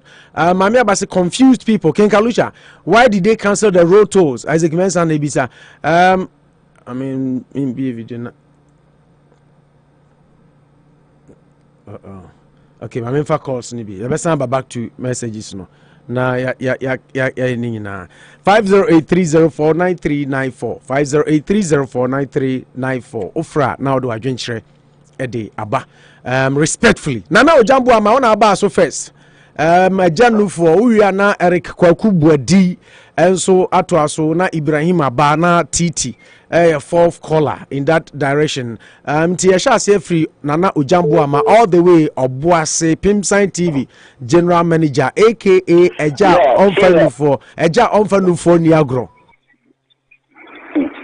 Opo mame na wase na mi che Mr. Danso da auto press na mi che anochi trade anochi koso na opo emenyu bi asema fun mame nto kakra se nipa ya bi osayeye osayeye ayeye se no yem fama no Mr. Danso bi amwe o se na se osayeye ayeye se no yem fama no opo enenyu mi twa no na mi se na o tumi enu ame bo ano no mecha o ti for magibe opo ze is a breaking issue about social justice. Kumasi Kidia Dubai, again, them the India horse here. And he said, Monkai Yama, or Makabo sounds That's bad news. We would have to send some of our reporters there. Okay, to us, mami. Hold on, mami. 1 second. I'm for being wechi. Unyanya no me pacho me do. Unyanya no hold on. Me do to hold. Any pani bi also unti hold on. Melenko unti pacho hold on. Men fantaso. Nano jamianko. Nano jamianko. Yo, opo me koma sanswa. Sa roto ban yesi yetwem yekia sa kofa ba no. Opo omomo mani nkomu ye. Ne nipa bi me fa ho enya sika nkoche madelegates.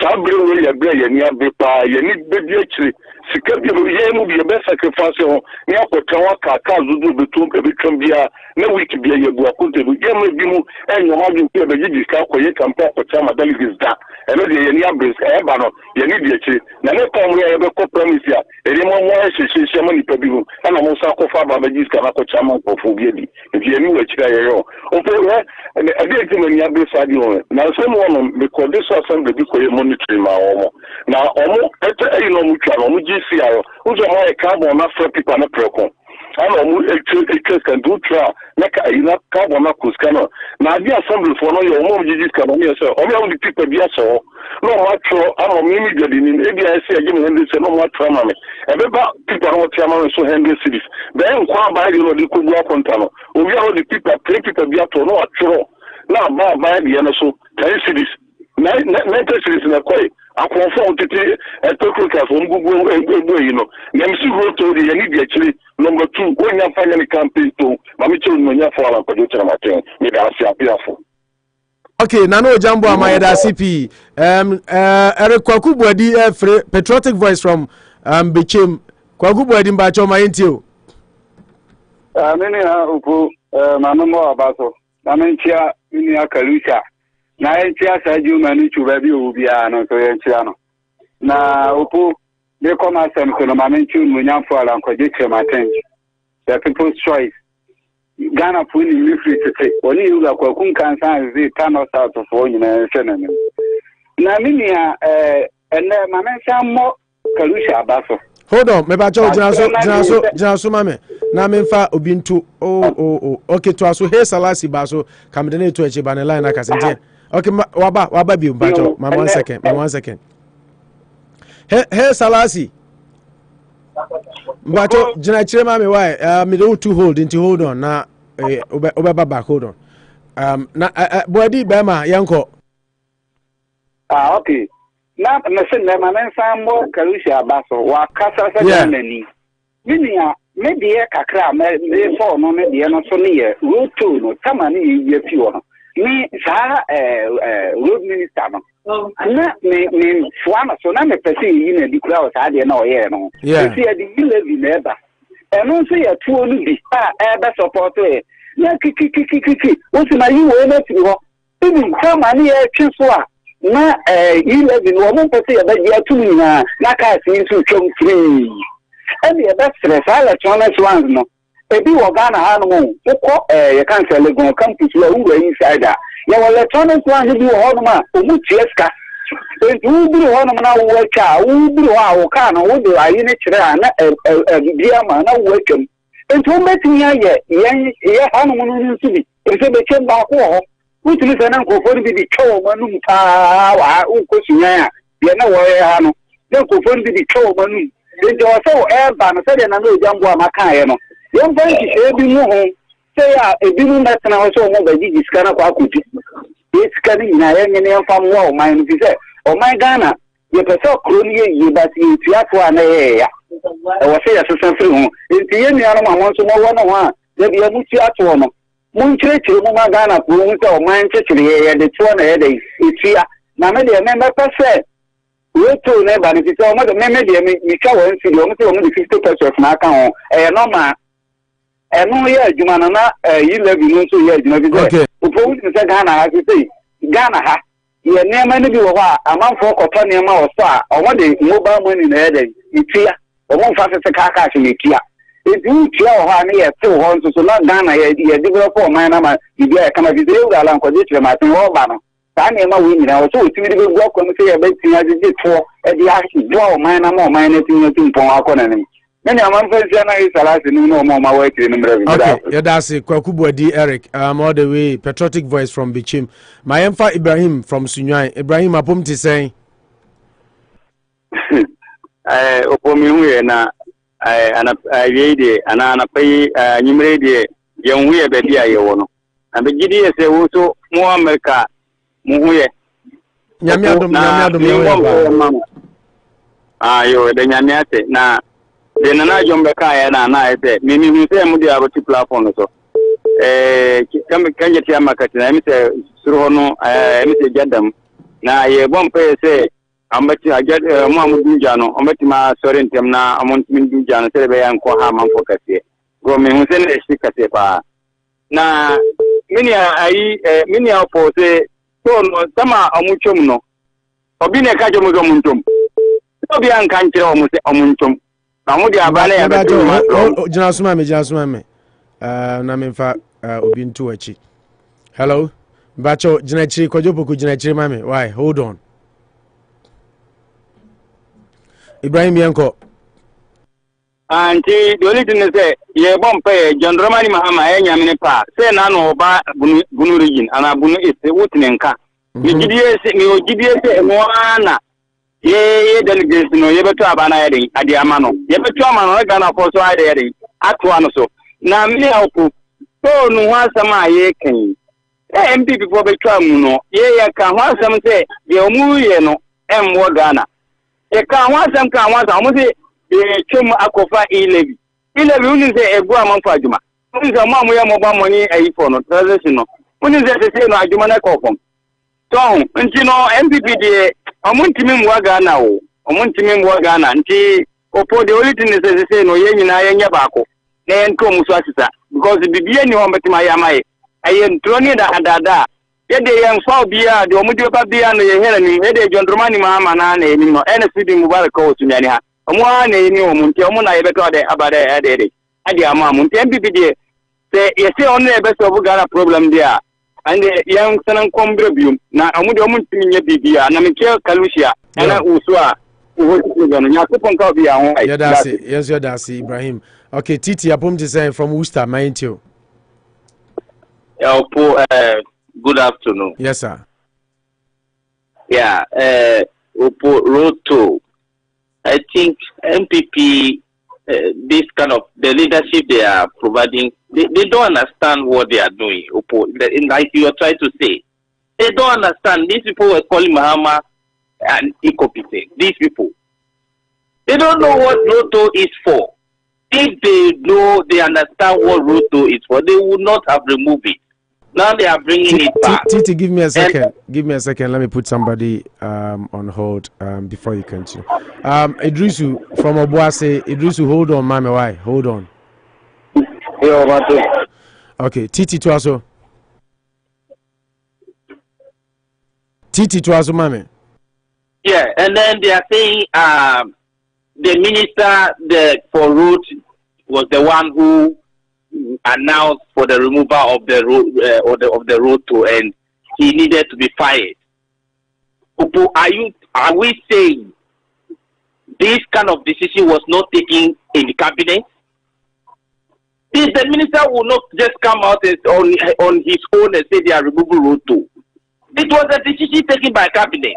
The president was aware of it. So you are telling that is why Nana cannot fire people. Look at this cathedral issue. The guy who is having multiple IDs. It's Nana who appointed such people. And they say these people are doing what is not right. They are corrupt. But he's not able to do anything because he is aware of everything. And if all these things are going on, you put people at the toll side to take money from drivers as tax to develop the country.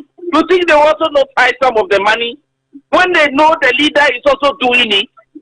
The leader is doing it. Everybody is hearing about it. And when it happens, the leader is not able to fire those who are involved. So whoever they appoint anybody to work will do the same thing. And the sad thing is, as they are going to start implementing this, they are going to look at those who they think they are MPP members. No people who they think that these are people who are trustworthy, can do the job. But they are going to look for people who are MPP. And they put it there. That area I will not let you go because NDC for mobile NDC look for NDC people. They take over from the MPP people. So that's it. I mean, MPP people are Ghanaians. NDC people are Ghanaians. I don't have problem with anybody who does the work, provided efficiency and effectiveness is in place. That's it. Because MPP and NDC for Ghana for. Until I know they are in your point. It doesn't really matter to me that. To you, let me explain my point. If right now, if you are talking about NDC, I will not have any. I disagree with you. We are building the country. So it shouldn't be in the. No, until I make say MPP ni ne beye, NDC ni ne beye. They hear a resource. Until kasa omo mbeye no, omo ndi no kre, no omo nwie sika no. There are some positions, political positions that we know that these are positions that are politically. This is for a political position. There are certain positions. Titi, I'm telling next course. Now, I'm fortunate. So but you keep interrupting me. I'm not able to. No, I made a point. No one can say I just made one point. So what I'm saying is that mindset of let's put this. Is this person an MPP? Let's put the person there. Then the person is hearing or seeing corruption going on, you think you also not doing it. Okay. That is how the country will go. Okay, thank you very much, Titi. Raman, hold the line for me.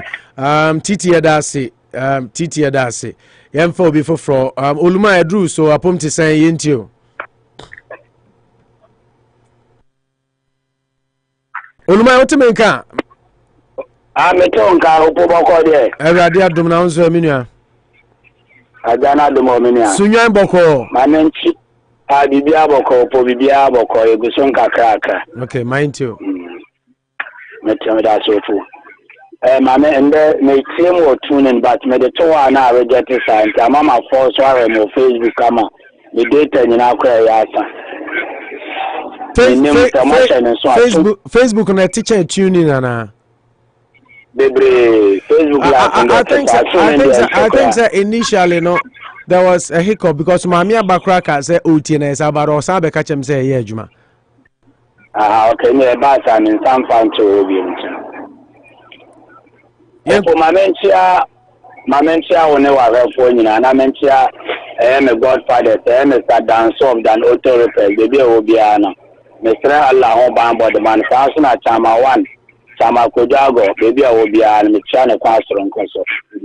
Amentia the social no be Araka. Opo MPP abawe ahomaso aban omo ya dia they think say 77 years nansa nyina omo chim na wo omo say omo ye different into omo ya dia bia na omo ye ni omo pe at the end of the day no na sa ba be bua bo omo no we no wa kan kire mahama say we incompetent ba mo ba mo competence no chese yentimi ho ano your situation or man, you see, I want to Yaman Koye. Come now, Modi 11 airbar, more taxi amount for bottom. The car away a bottom, yes, Sunday. If you are near me for me, push it, come out, will be a Kamefania no. Now me pushing on. The Mefania factor, let me push 11 quarters in 1.5%. No, you can't win in Amuso. Anything I want to boot me or my force, I want to boot. Then I'm again a person I made a free so. You come into Minica, what am I using? Obi a oyusu ka mo mu bi ka from Cote d'Ivoire ni na se for ba Ghana ni na when you talk about net from obi a ura Ghana free talk about sika no so nya mo say amanfo bi wiane ade and they say amodi ba dia na maye talk about no mo twam ni obo ko talk about trade na ewo aye basa and the coffee period ko the period dey o dey no opo why tantante onyina say onyina ya pasa enti mo say mo introduce ye na maye no e ya na kuma renovations maye ho kama and ma make sure say such as be dey aduma and amode ba dia e be make sense mo twa no na mo nim dia na mo pesa mo ye but mo twa mo abra mo ni ideas bia ini kura no preko pa no wa granting interview say fit track no togu ye nya juna bi kwa sebi mo fa say anto say ni ebu man akufo abra ba ye bibia cathedral ya akufo do say wo si o man na ho tire ewom enema enkoye opokoko foundation kekaya to no. Hold on. Idris make us say jina so when I was on the toss some pacho jina so mame. I'm more than almost 1 year. I think the last week exactly 1 year. Omujai my project in the store. Omon Sankai. Workers are on night. I want you to come up and sit there. Judges are no more bangalow. Open Mr. And the every month be about $5,000 allowance at the market. Thank you. Money for embed the abandon so see. Juma ya send when you see a yen and Taku Bana. Send the agreement and Omundi Bumaropo. Say any quantity, say in a danger. Let us. Yes. No from Worcester. Upon to say, I drew so young go. Unyanya no. Hello, unyanya no. What's a menga? Hey, Salasi, uncle. Hey, Salasi. Yanko.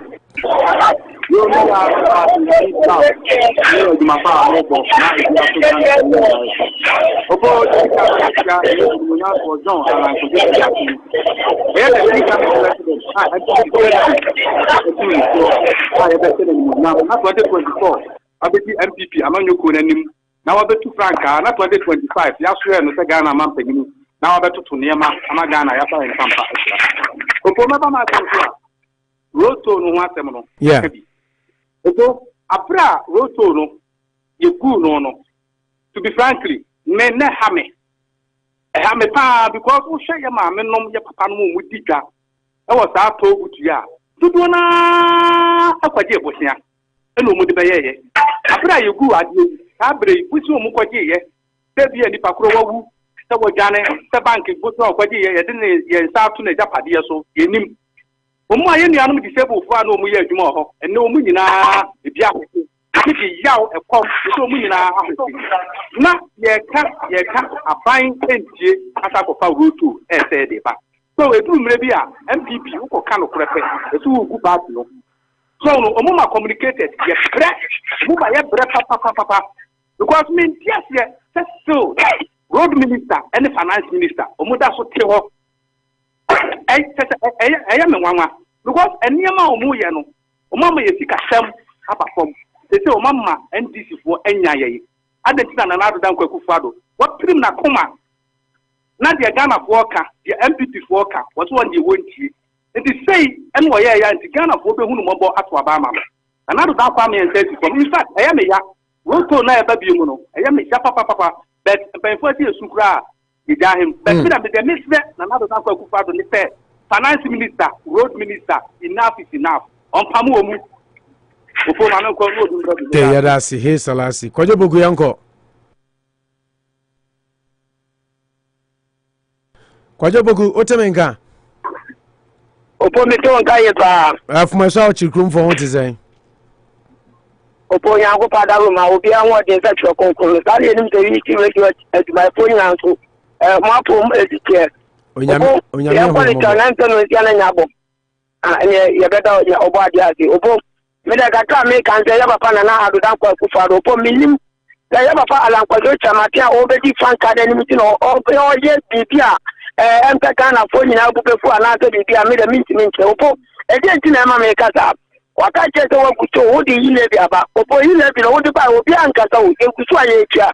Eti me kaka me beka me kazenti. To na otadi ba ino. Ile bino beka ko fa ye tuma na obeka ile binisu opo de ne papa si wodi kana ekwe opo ba fo fa ye ti ye re nyina che no bo papa ni ba be bu kana amamu oni ye and say aka ni 2 years to say na aka ni opo but the odi kana etu mi ka ko si ya ni de opo na me ti ba ko ne se me ti to bu tu me di and just nyina pepa Ebi so on ma ka kura bo ma na bubu. E say no yes ko pe bo tia. E ja ko ko yes ajo ya Tanzania ka ko di tika na be. Yeah, na say wuntimi fa nipa nkwotenem sa so we have to rehabilitate them. I say rehabilitation. Adia wuntimi nya no men se wo sa wo ba be ye. E say yes ko bo ye bo tia ya bo abo. Ya ka di say ko se to emu. Ye yesu ye di kan to wo ye hu ba be sky be fa. Ya papa na na do dan ko ba do bo ye di e mo ye pa. So tell you to radio won't tell them or come prepare your queen. Papa the Yama and my anya. A dead other kind of panel, Tadi Banner, for the bar. And what they want to papa and what you live in the man or the bar, you live in the quiet, and the question marker. That's the one the who can see before Mamma Pa. Never find another love for the Dopo. And we cannot live to the young country. Yes, I have a pile of Quadrita machine at the young part in the say of Fujima. Papa na baba 22 majes opo muni nyamenyasmo ya dasi nyamenka ho kwajopoku from Osetie kuma we dia yenko Raman apom ti sen champion Opo national the great Opo national yes sir Opo manden wan temenka na me papa John Dramani mama na waba me regime na yani ne bo frontino na ma manden wan temenka anti Opo mami cha na mi cha mi na kalusha na mi cha mi na manucho anachu koso adima fomo nyina me cha me so kan na gedi papa so ko wana mutimi hye esebu esimi to ade ma wa hundashemu a anachu koso to bia fa na ni kiro Opo emisa meko me nsem so eya to asemu ya Opo to boot eya bia na emagana sika Opo 7 tomato say yo sika bi wa na nya fruit omu to boot sika bi wa emaye na yati ile binti ya keto butumu Opo yakoya aifra bro ya di amaria bro na mo what keto udi what says you won patoka na amaria be turu ya anya be no Opo uhu amaria Opo sekete let me say em kweta sekete aye ni na ginu kwana am be tina ye ana ye papa road minister papa na okabrofo a ubekato bina shina ni so agina tra shina ni so as I can point and make you point ni jai sai when I can brofo as obi ahwe hwan so Opo kasama da bo Ghana puto ni jai asema da bo Ghana puto na me ka no papa na kan brofo ne hwan na de be fra na no so e kan den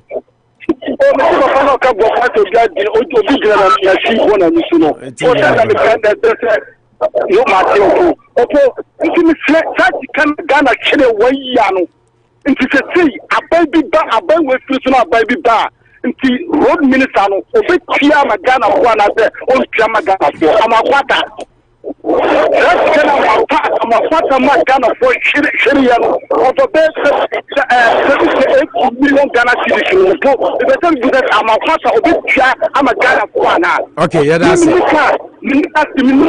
by say Burkina Faso ni for mu be lodu firia ana tata ndo wanya ni obunam kwanto mu kwa mu ke oto mu kati ka ni ya yempa ji firi hwan ho okay yeah that's it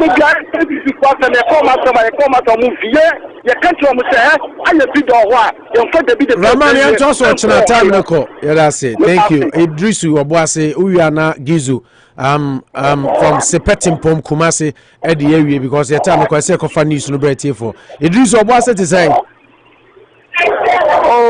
Opo masere boko kasete no bedru Kumasi kura nisa enti na me se me call Gizo so kura na mebisa no kajetia ejano menya report pictures from your reporters na there ejano you very blazing say see at saying you said fire service for no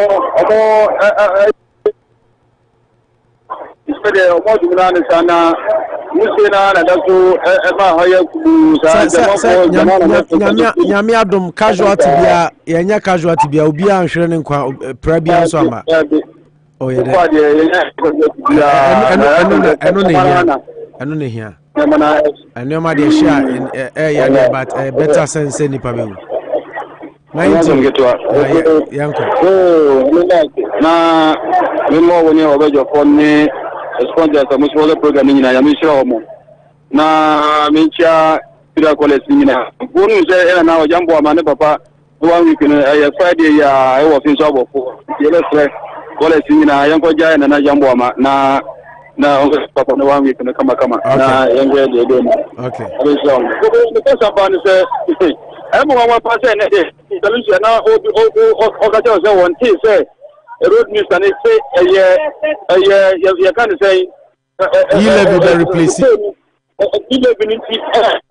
on what to say e be levy everyone say can just one thing yes and what can no na ya you go let's now say you go so bia say that's what to say ya obi ebe ka tell say can what thing obi ya can minister kan ko see sa to go ye to no mu di levy aba yeah levy no kan e be ye bibia wo e bi so won say e be ye bibia wo levy no ya say na levy no ye eduma ese mo sa de to no esa ba bi mu a mo pa ka Ghana for ye bia ya fa mo chew sa sam na de sa de ye no an twi ti mo fa nche ye sa de ba fo be ka se fo president ko fo e kan o fa de chop bi e ba e fo na oba ya na ko to bi e ko so won se ndaba to na o think na ko what is time na o ka se tia se no ni mi sa de no enya bete o fa mu no wo hu se sa de na e Ghana for ya fa nche no na for nya so pa e de che papa yi o bu na mo kama o ko we na ye ya papa Alan o kan say an he ya 2024 about to ya ku yi se campaign message ba mo de ko pa na e ya yetin o se de bi papa wo an ka say yi e na bi se ya ko so a e big party mu a campaign message be pa na mo de ko grounds ni kwete na yetin ni kwete ho no bi ka mo ko twa mo twa so boni na wo papa ni se Alan mo ne papa ni ye na no kure pa e da wono no waka ene ke na Japan omi ya obi atutre na o ka no kure na e wo ho no ndi pa ambi bi da party na da ya se wo ka no kure na o ye ni ti boy fra mo so mi ya ta bi aka ya da ai gizo se bo bi no be ka ama tu ba ya ni ti boy fra mo so be ja ti mo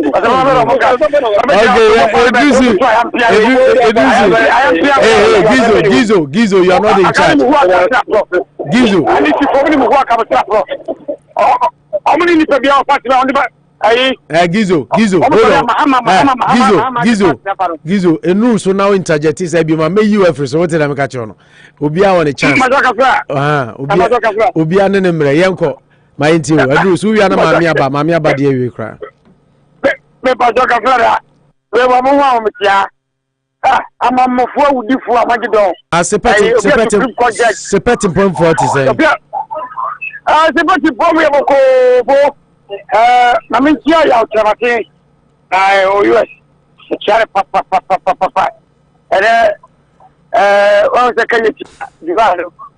Minimum is alleged. It's alleged that NDC forum. And Omoya Sadia Coppers Kija to Adim.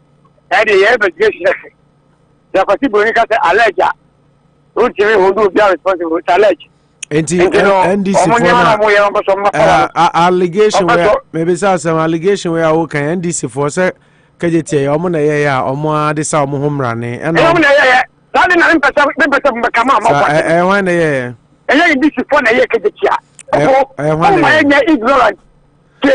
Gizo,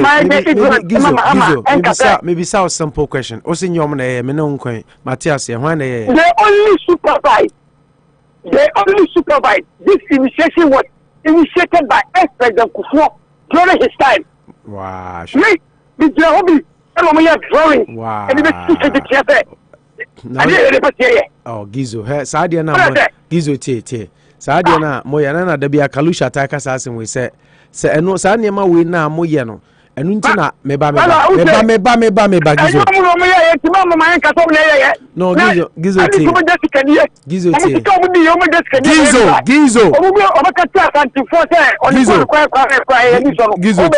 te the American say so say president Kufuor na ye plan eye we ya na se onu ja hokoi na se Brazil government interchange ya na nado be ye wa kra wo de age fans bebrebe eno se mahama na age hu skato ho Some kind of say Ghana. No.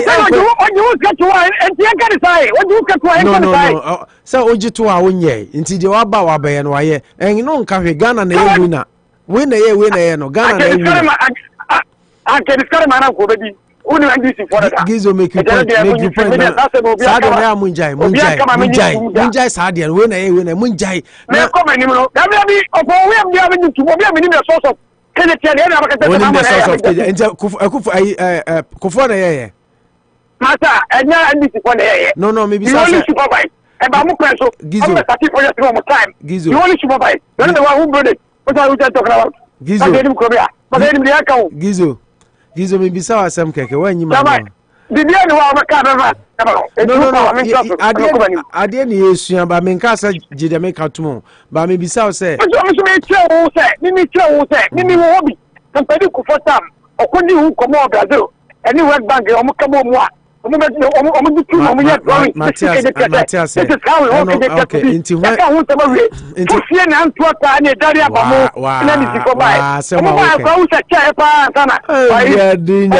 Ghana, you bro. Anyway,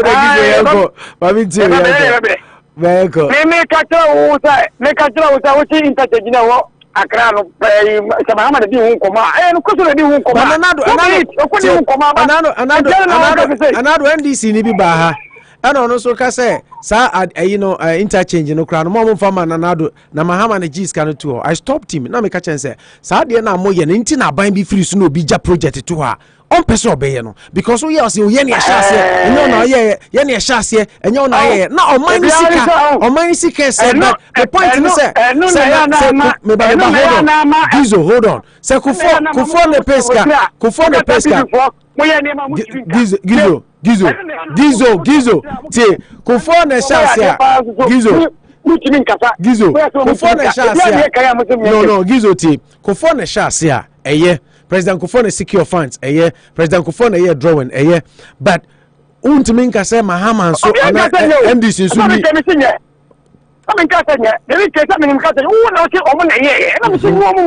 na they want to supervise and by almost time. Wow.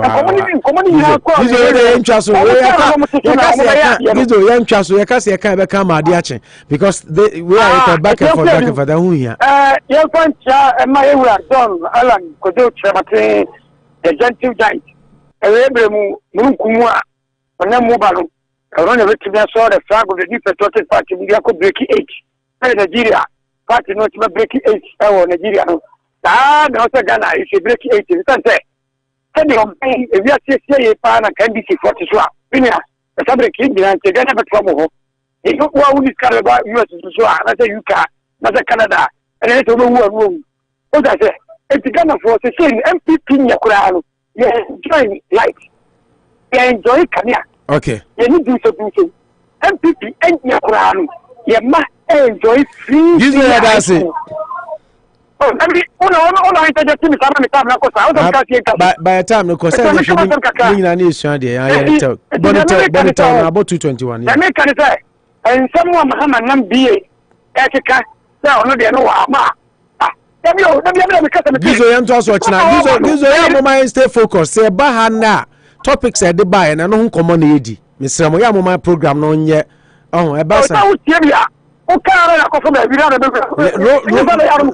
Rotos cry na can no so can we a rotos cry can na one can wasem sisia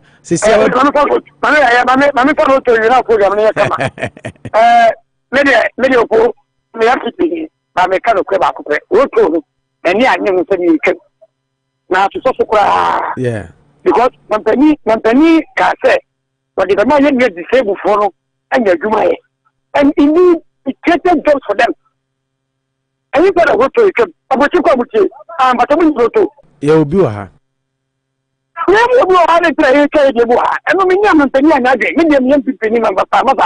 didn't have a ball, man. Yeah. Roto, president came, and it would minister, you must come who catch a president, but to be convinced, the man to make a roto. But I said, and one more. Also, who tells it? And she said, almost time because too late. Because every income, any records of number of financial quality. Yeah. Because every income that come my area, I next you, let me tell you for Krabika. Okay. Let me tell you allow us to be near the Dika. School feed for me, let me tell you the car. A coin be a sell, baby. Let me put parking at the day. But then the almost had it, you know me, I can come back. No problem, sir. I am to us, and then you fought a 40 late. Kakramamia about your last call, and other people are buzzing in by into for Kobe. Mamma Bambacho in you. Yo, my side, you are not sure it is funny now. Major, so I'll do it. Almost all my hey, oh my bad, yes, me. Asamo. Hey. Road almost a leaked document. I leaked document. This finance minister. Oyster so be dinner or say a leaked document in the Onkan Wasem.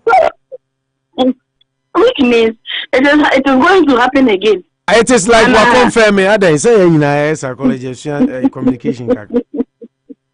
Hey, am I bad yet to me, Opo? Baby, yeah, what you say scan, I'm over to him. I didn't say scan. And as it's on automatic one, when I slot in, hopefully they do it that way. So I'm going to say I can make many better because I don't know me expect, but from the look of things, yes, I call old ways now. Hey, so you're quite back near Samba Yachi. There's 3. If we are near Samba baby steps, they are near Sanko Bako, near Sanko Yachia. Hey, am I penny? If I get them from the India group, then on the India go. Because this thing, I didn't understand, man, clear that. Me cry. I couldn't think far. Mr. Abolish, obey abolish it. Abolish here with the 11, you know. Yeah, we they think they are smart. We are smarter than them. We also found loopholes around it. We are using the moment all right, but yes, we are there to home. And we are exploiting the loopholes because the process will transfer very big money. And here on the 2 at 11, we are the yeah. If we are finding loopholes around it, the law was made for man, not the other way around. Yeah. If we found ways around it. And it is working. Anything I was finding road to neighbor. I'm a family. Now, you're trying to cry as I say, I'm a family, and I'm some family, you should family safety. Okay. Because man, think that. You're woman in a minute, you're in the look at me. Okay, Mamma Bassman can't also be do doc no qua. You go eat your kinky qua. You know, go get any tackle fish on top of your kinky. Okay, Mamia Bayadasi, thank you very much. Ochano Pasa, yes, Liverpool for when I'm doing start the program, but I mean, yeah, Otesa Mikasa, no afraid. Me found temper. Me found temper. Brebi Otia was on better trainer. No, said almost no. Ah, me buana man almost no. Sana, or you show much na me buana was romo. So, yeah, Chelsea call from no Obani Air Sports. I was you relegation team, the young come was no friendly relegation team. TLCP, thank you very much. You're better as well. Okay, Busan for you. That's the man. Not Chico Restaurant, Asama Street in Down Auto Repairs, Dr. Kwabi Scientific Care, Gold Coast Catering Services, Kumasi Market, Sanso, and Dream Africa Market, Faith Marketplace, and so Ebo Echidom, and Prime Store. Omunina Ekahovi.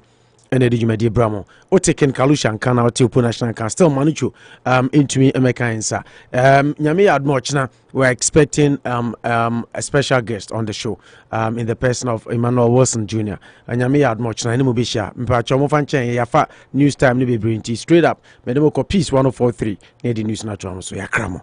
Weja water treatment plant yi swomo enema ensure ewo Accra West na western part no eye enkranmantam asen sanso na akọ